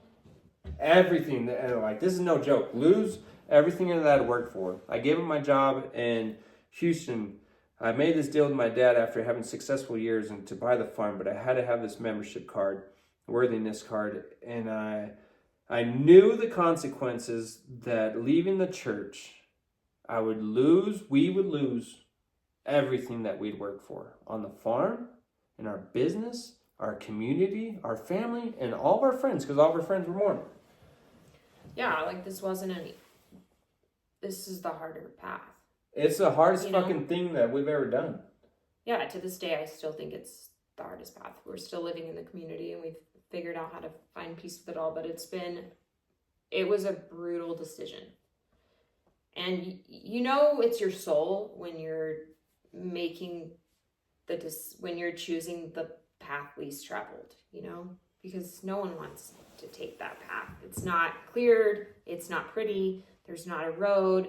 It's unknown. There's no manual. There's no manual there. It doesn't feel safe, you might say, in terms of like the manual not being there, the rules not being there. A lot of people would be really scared of that path, but and you're brainwashed in the church. You're brainwashed. They said, if you leave, where will you go? And you're brainwashed to think that everything's going to go to shit. Your relationship's going to go to shit. Your business is going to shit. Your farm's going to get held on. You're going to lose everything and the devil's going to get you if you leave this church. Well, yeah, there's a lot of fear and stuff instilled in leaving. And basically it's like, but the common thing with my soul is if my soul doesn't feel good, I start getting depressed. I start having anxiety. And I was like getting depressed and having anxiety since I was a little kid. And that's when I'm not aligned with my soul. And I just know it's like, oh my gosh, my soul like says to leave. God says to leave. God says we have this other thing for you. But like I was like so scared to leave. Like I'm going to lose everything, the farm and everything. And so we told the bishop, and then I was like, now I have to have this conversation with my dad. And then I was like ready. I was like, I'd already looked up jobs in the U.S. Yeah, we were like, prepared. We'll for start plan over B. again. Yeah, we already have 2 kids. Like I had success, but I was like, all right, I'm gonna lose it all. I just like told the bishop. I hadn't told the community yet, or friends, but I was like, I have to tell my dad first. And me and my dad like to have deep conversations. It's not a thing that we have ever done in my life. And so I was super scared. And so I just go into his living room and I was like, Dad, I have something to tell you. I'm not going to be able to continue farming. I'm not going to be able to continue living here. I don't believe in the church. And Lou and I just left the church, and I can't have my worthiness on my temple recommend the worthiness card. And so I guess the deal's off, but this is for me to have integrity and live in truth. Like I cannot continue being a member of this church, and I know the consequences. And so in that moment, I was like, we were like holding our breath, like, yeah, I was like, shit, how's this gonna go? Like it's done. I just lost everything I'd ever worked for. I'll start over. And then he like turns to me. He's like, I really appreciate your honesty. He's like, that's so admirable. Like, I like your integrity. And he's like, don't worry about it. Like, I love you. And I was like, what? Yeah, I was surprised. What? And like, I was planning on like losing everything. And he's like, just don't worry about it. He's like, I'm more impressed from your truth, your integrity, and your courage than that. And then he goes into like, telling me and my family that there were a few people that had doubted, and there's a few people and like some things that I'd never been exposed to in my life, growing up. And so like I was like, what? Like, all right, and like, thank you, I love you, we'll continue doing this. I don't know how I'm gonna live in this community anymore, because like for my dad, like it's like hard on him and my mom, because like they have the kids that are the sinners leaving the church, and so like I was like, this is not only hard on us, but it's going to be very hard on our family and like in our community, because you don't do that in our community. And so like, but at least I had the love of my dad and my mom that accepted me, and I was like so grateful for that acceptance. I wasn't expecting that, but I was like, oh, it just filled my heart. And then we publicly left in our community, and all hell broke loose. Like, they're just like, no one understood. No one had ever done that in the history of the community openly and while living there. And just like, everyone was just like, Lou and Bronson are these sinners and blah, blah, blah. And so we just go through hell, like losing our friends, losing our community. Even our kids got kicked out of the school because, we weren't in line with their values, and it's just super hard. We got a bunch of shit, and it was just hard. And then but it's already hard because we're on a path we don't know. So we're left to the unknown and stepping into fear. Like, we don't know where we're going, and then everyone's against us, and we're trying to stumble our way through this new life that we have to now figure out and create our own boundaries for. And it was a mess on our end. It was a mess all around us. And we're just trying to figure out cling to any truth we can to navigate our way through this uncharted territory. And no one around us is helping. Yeah, in fact, they're just it's just we have zero support, and everyone's questioning, and they're like, oh, they'll get out of their system, they'll come back, and whatever. And so we're just going through this whole discovery mode period. And an awakening, and then we started testing with different things that we didn't know, drinking and going out and stuff, and felt like we had our freshman year in college as 30-year-old or whatever age we were. No, it was ridiculous. When I was 28 or 27 was when it started. Yeah, we had to go live life, right? And so I was trying to figure out life and do all these things. So there's a bunch of ups and downs, and we're trying to discover what we believe in and all these things. And then COVID happens, and the world shuts down. And then we have our community against us, our neighbors, and people just want for us to do bad. And then the COVID shuts everything down, and then we moved to the farm because we're 45 minutes from the farm. I would commute, and we're living in this colony, Mormon colony. And so we moved to the farm. Which felt right, and it's just 45 minutes away, and we didn't know what was going to happen during COVID, and it was the perfect environment to go move back to the farm and live there. It was awesome. Yeah, we just felt like we had to move to the farm and just live on the farm and just have self-discovery, and we'd had all this chaos in our community, and so it was just me and Lou. Yeah, we just really hone into and it was just in nature. Who we are. And then in the farm started connecting. Well, there was a point where it's I was starting to get anxiety again and depression. And I was struggling with this, but I was I was feeling really good living on the farm. But my mental health was getting bad. My mental health was getting bad, but I was trying to work it away and do all these things, but my mental health started doing bad. And then I had this call, I was listening to podcasts and everything. I had this call to do plant medicine. And I was still searching for God, and I was searching for truth, and I was searching for things as we're in discovery mode. And I was searching nonstop, reading nonstop, anything I could read, listen to, discover. But then I was also having this anxiety and depression, and it didn't feel good. But then I had this call to do plant medicine.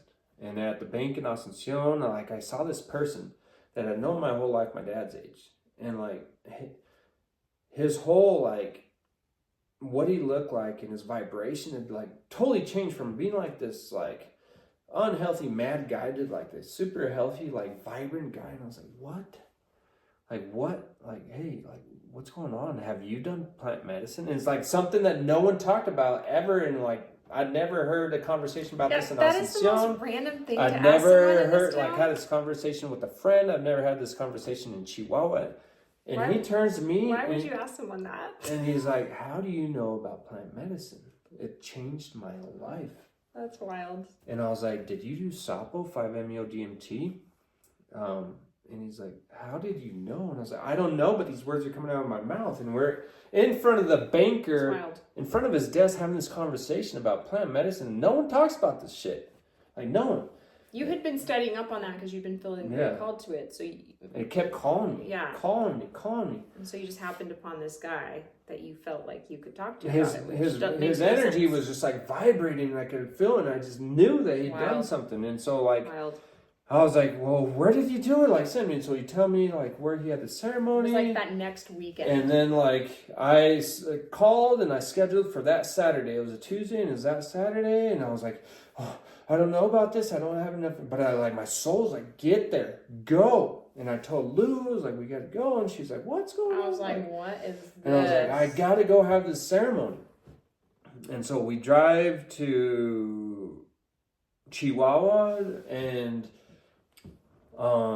we're with the shamans, the facilitators, and they have a ceremony, and then I'm just trying to discover my soul and find truth and connection with God, and just like I'm depressed and all this stuff and all this chaos in my life.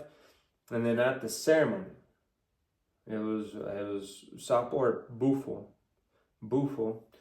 Alvarius, and at the ceremony, so I was with the shamans and I sit with Sapo and I partake of Sapo and then just had the most beautiful experience that I've ever experienced in my life. It was the thing that I had always been searching for, the depth that I've been searching for, the answers that I've been searching for. I connected to God and I saw God in everything, in the plants and the air and everything, and I was like blown away. I was just in complete bliss in the first time in my life. Bliss. And I was getting the answers and the downloads that I'd been looking for. And I knew they existed since I was a little kid, 7 years, looking at the sand and wondering about the universe. And I was like, and then I'm a 20 or 31 year old or 30 year old, I can't remember the age, 5 or 6 years ago. I think it was 5 years ago. And I just like discovered truth and God, and I felt it in my soul, and the most beautiful experience of my life. And I was just filled with joy, like I found this piece of truth that I've been looking for, and I felt the depth, and I knew this beautiful world existed, and I knew love existed, and I knew God was in everything. I knew it was out there. And so just totally life-changing experience. And like I like the depression was gone, the anxiety was gone, and it was just love. And I remember just love. I was like, life is beautiful. I knew it was so beautiful. I knew this whole time that this was here, and we haven't been taught this. And then we go back to, Lou does it as well, and then we go back to the farm and just totally change our lives, and we're running, and I feel God in the wind, and I feel God in the plants, and I feel God within me. Then I was like, I have the answers within. And we were just vibing, and then we do 75 hard, because it's like, I don't want to lose this feeling, and I'm going to clean up my lifestyle, my mindset, and these exercises, and these books, and then we kind of leveled up. It was like this whole frequency shift. And we had kind of been experimenting and exploring life in the depths, but in some really like dark and kind of like not the best ways. And so this really brought in a beautiful, light and perspective that we needed to, especially at that point in our lives when we had left the church, like brought in this beautiful light and was like a beautiful pillar of light, and always has stood for light in our life. And so we chose to go towards that way of exploring and discovering, and just felt so connected. And we got kind of leveled up our health, our mindset, our emotional health, our relationship, and everything was just really leveling up in a beautiful way. We found something to connect to. Especially you. Yeah, because it awakened like me, it awakened us, it opened up to us, to the divine and the beauty in this life and this universe, and like filling your soul. And my soul was so like flowy with like everything going on. And then we came back and we integrated with we integrated really well with 75 hard, and then in our relationship, and going with the depths into our relationship, and then also with our health in the best shape I've ever been in my life. And then my mindset, I was just like, dude, life is so good, and it's like finding all these tools and these things and these books and this breath work and all these things, and meditation and running and abundance. And abundance. You started the brand. And then I was like, things were taking off, and then I started social media, and I was like pumped in social media, and I was joking around in social media and sharing my path. And then the farm took off. I was getting great contracts, started making good money.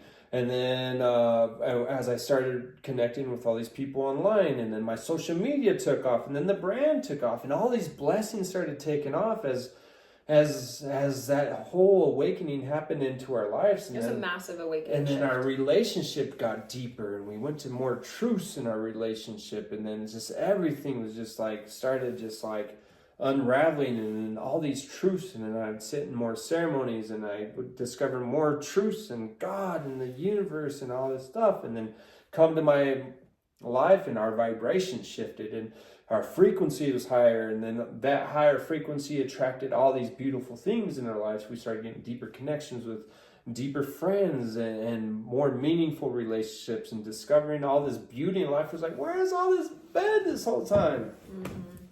Yeah, wild. And so as our frequency Incredible. shifted, and we learned all these mindset tools, and then like living from the soul and alignment, like everything started taking off, and then we're still trying to like discover this new path, and so we're experimenting with like different things and stuff, and like we're just learning. So we have like our ups and downs, but it's always going up, and so it's never flat. And so our ups and downs are only progressing and deeper and more wholeness, and like any bad habits that or like as I would progress and level up through just different tools that we learn in books and friendships and ceremonies and different things, as our frequency got better, like some of the habits or bad habits would start going away. They would just like literally just like drop off, like just fall off of us, you know, like that old way of being, or that old habit, or that old addiction, or that old belief would just like fall off and just move into more full and whole expression and freedom. Yeah, because it wasn't perfect after like leaving this church, and this like we experimented a lot, and so not like at all, guys. We did some things that really hurt us. From like, oh, that doesn't feel good, but this feels good. Course correct, and it's like a crow flying to its destination, and it gets a little off track, but then it gets aligned. Off track and gets aligned, and we're figuring out for the first time, like, and that's still how life is, right? Like you're still always doing that. It's just the awareness was there now.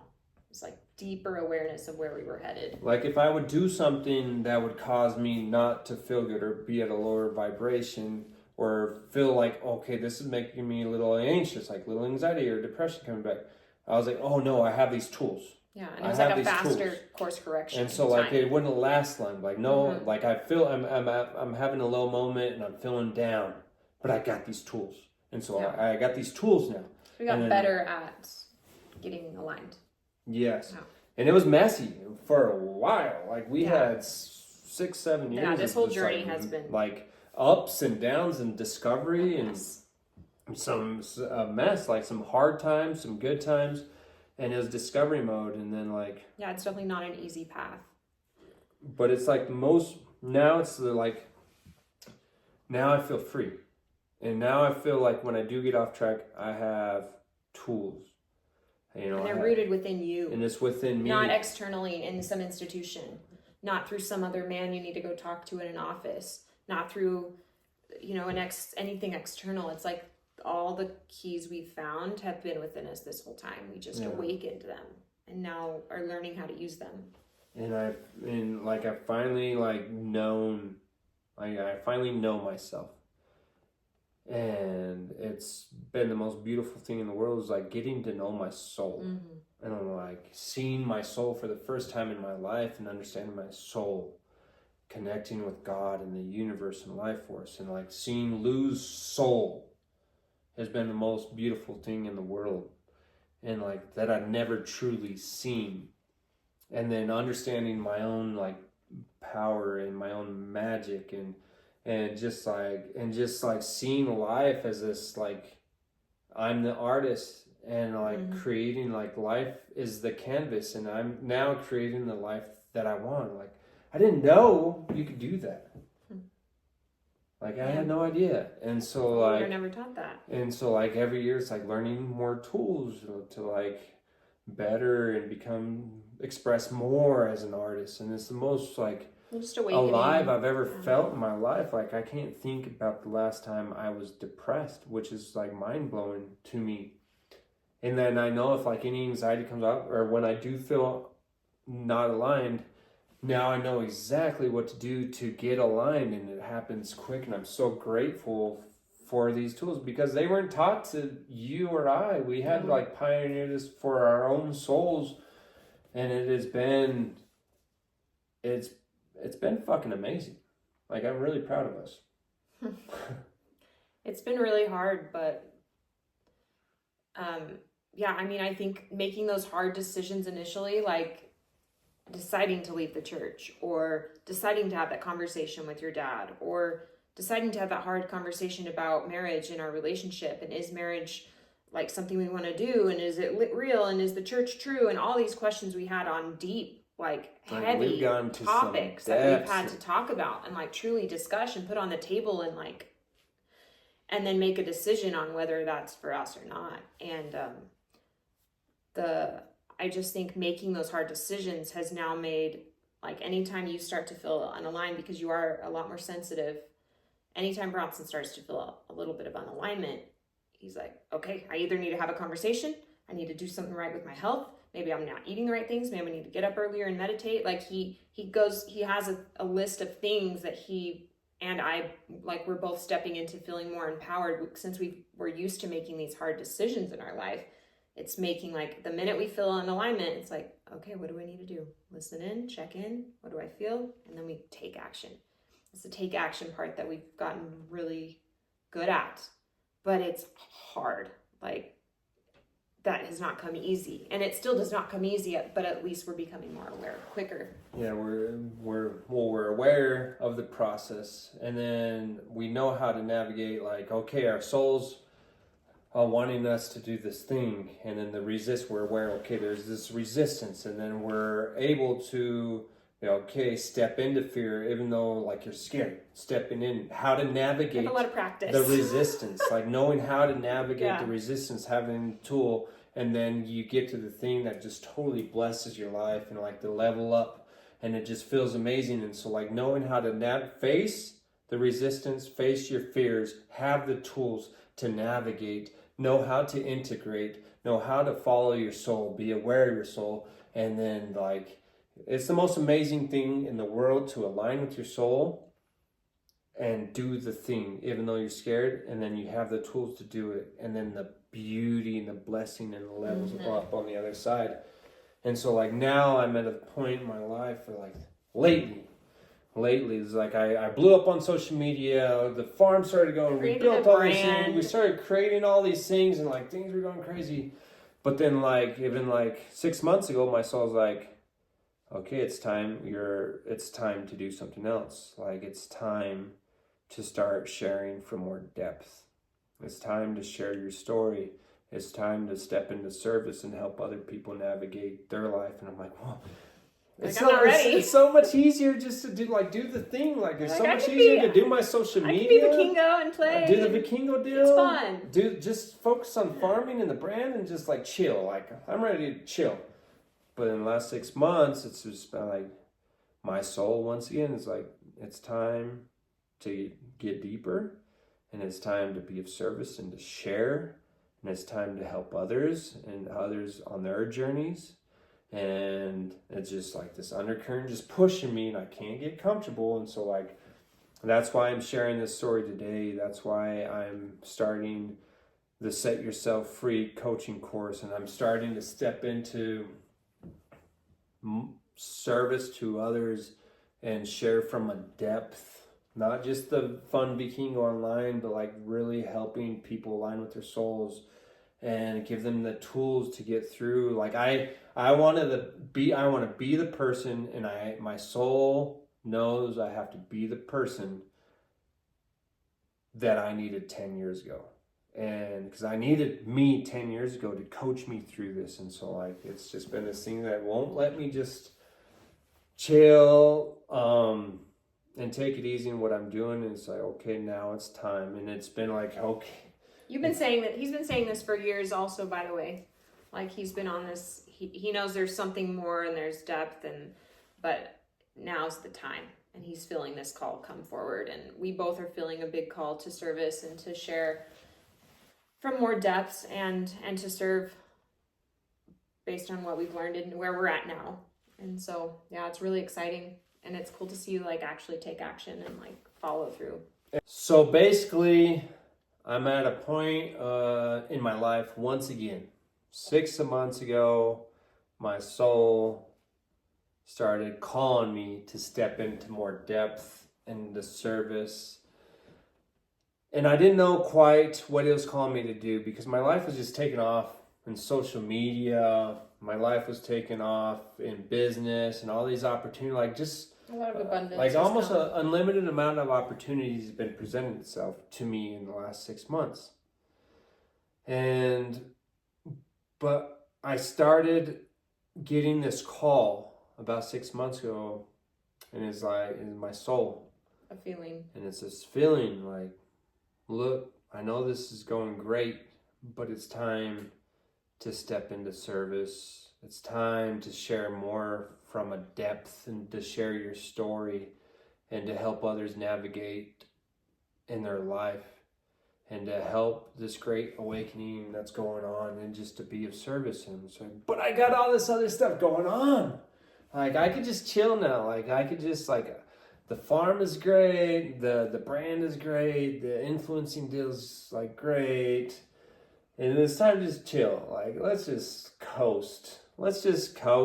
Like, we set up a good life. Let's enjoy it. But then, like, this strong call has been coming into my life.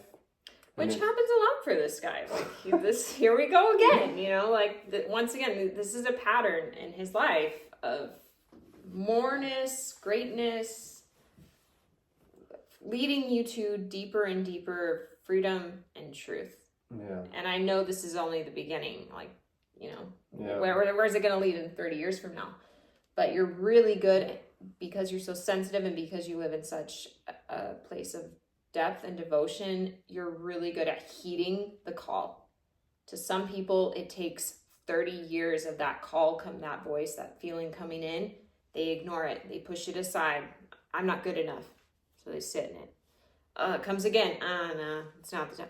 You're really good at answering and heeding to the call. You're young and you're getting really quick at it. You're getting really fast at it. You're very mature in understanding your soul and navigating that world. It's beautiful to watch. It's beautiful to witness, and everyone sees it. And it's just beautiful that you feel so confident and ready and prepared and are so well aware of the voice and that you listen to it and take action.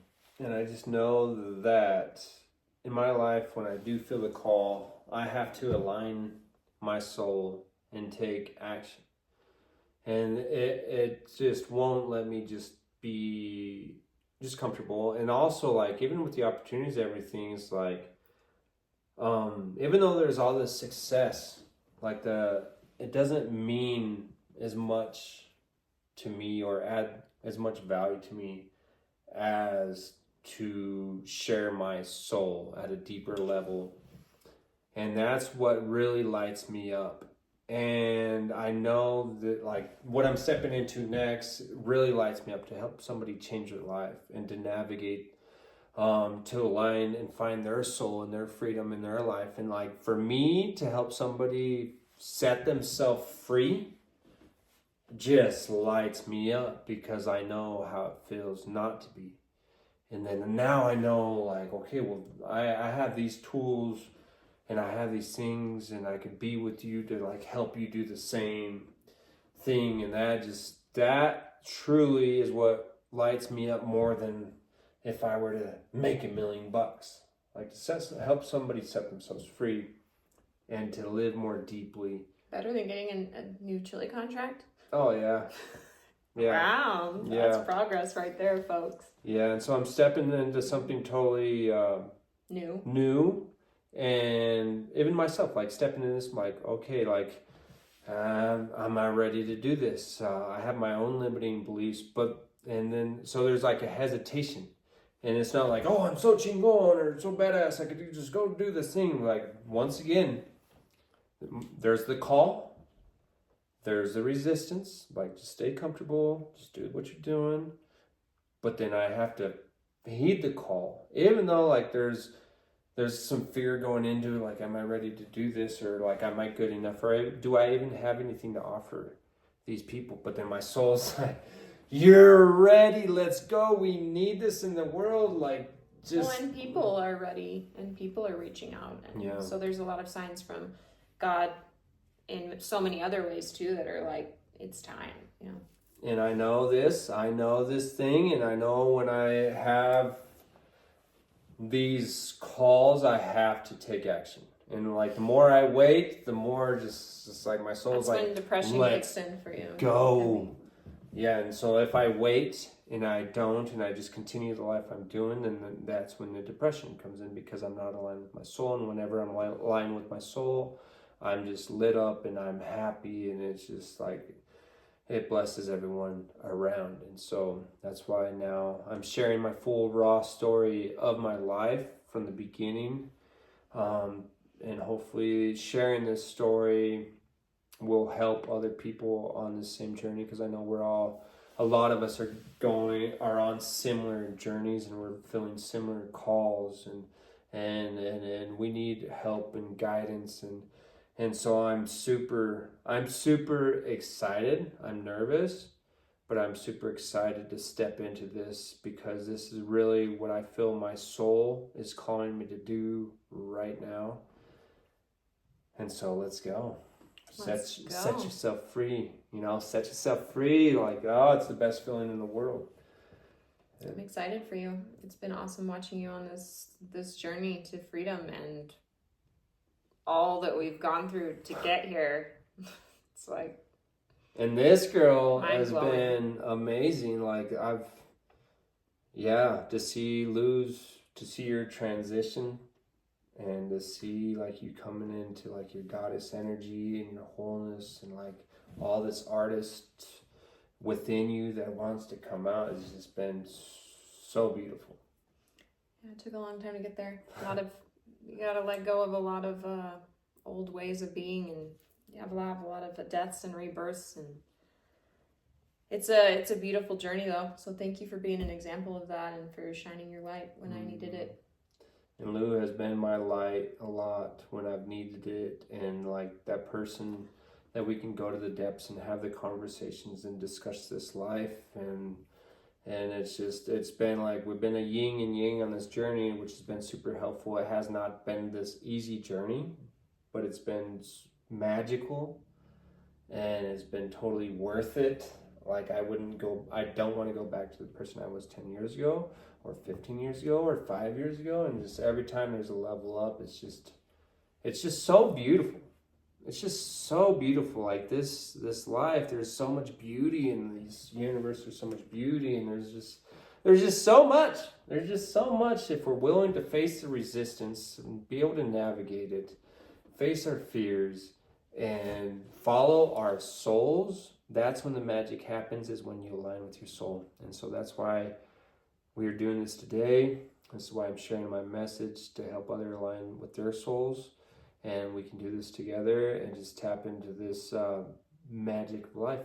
Let's set ourselves free. Set yourself free. So that's the story. Love y'all. Love y'all. That today, babe. Yeah. Good job. We did it. We shared it. Thanks for listening, guys. Thank you for listening. Love you all.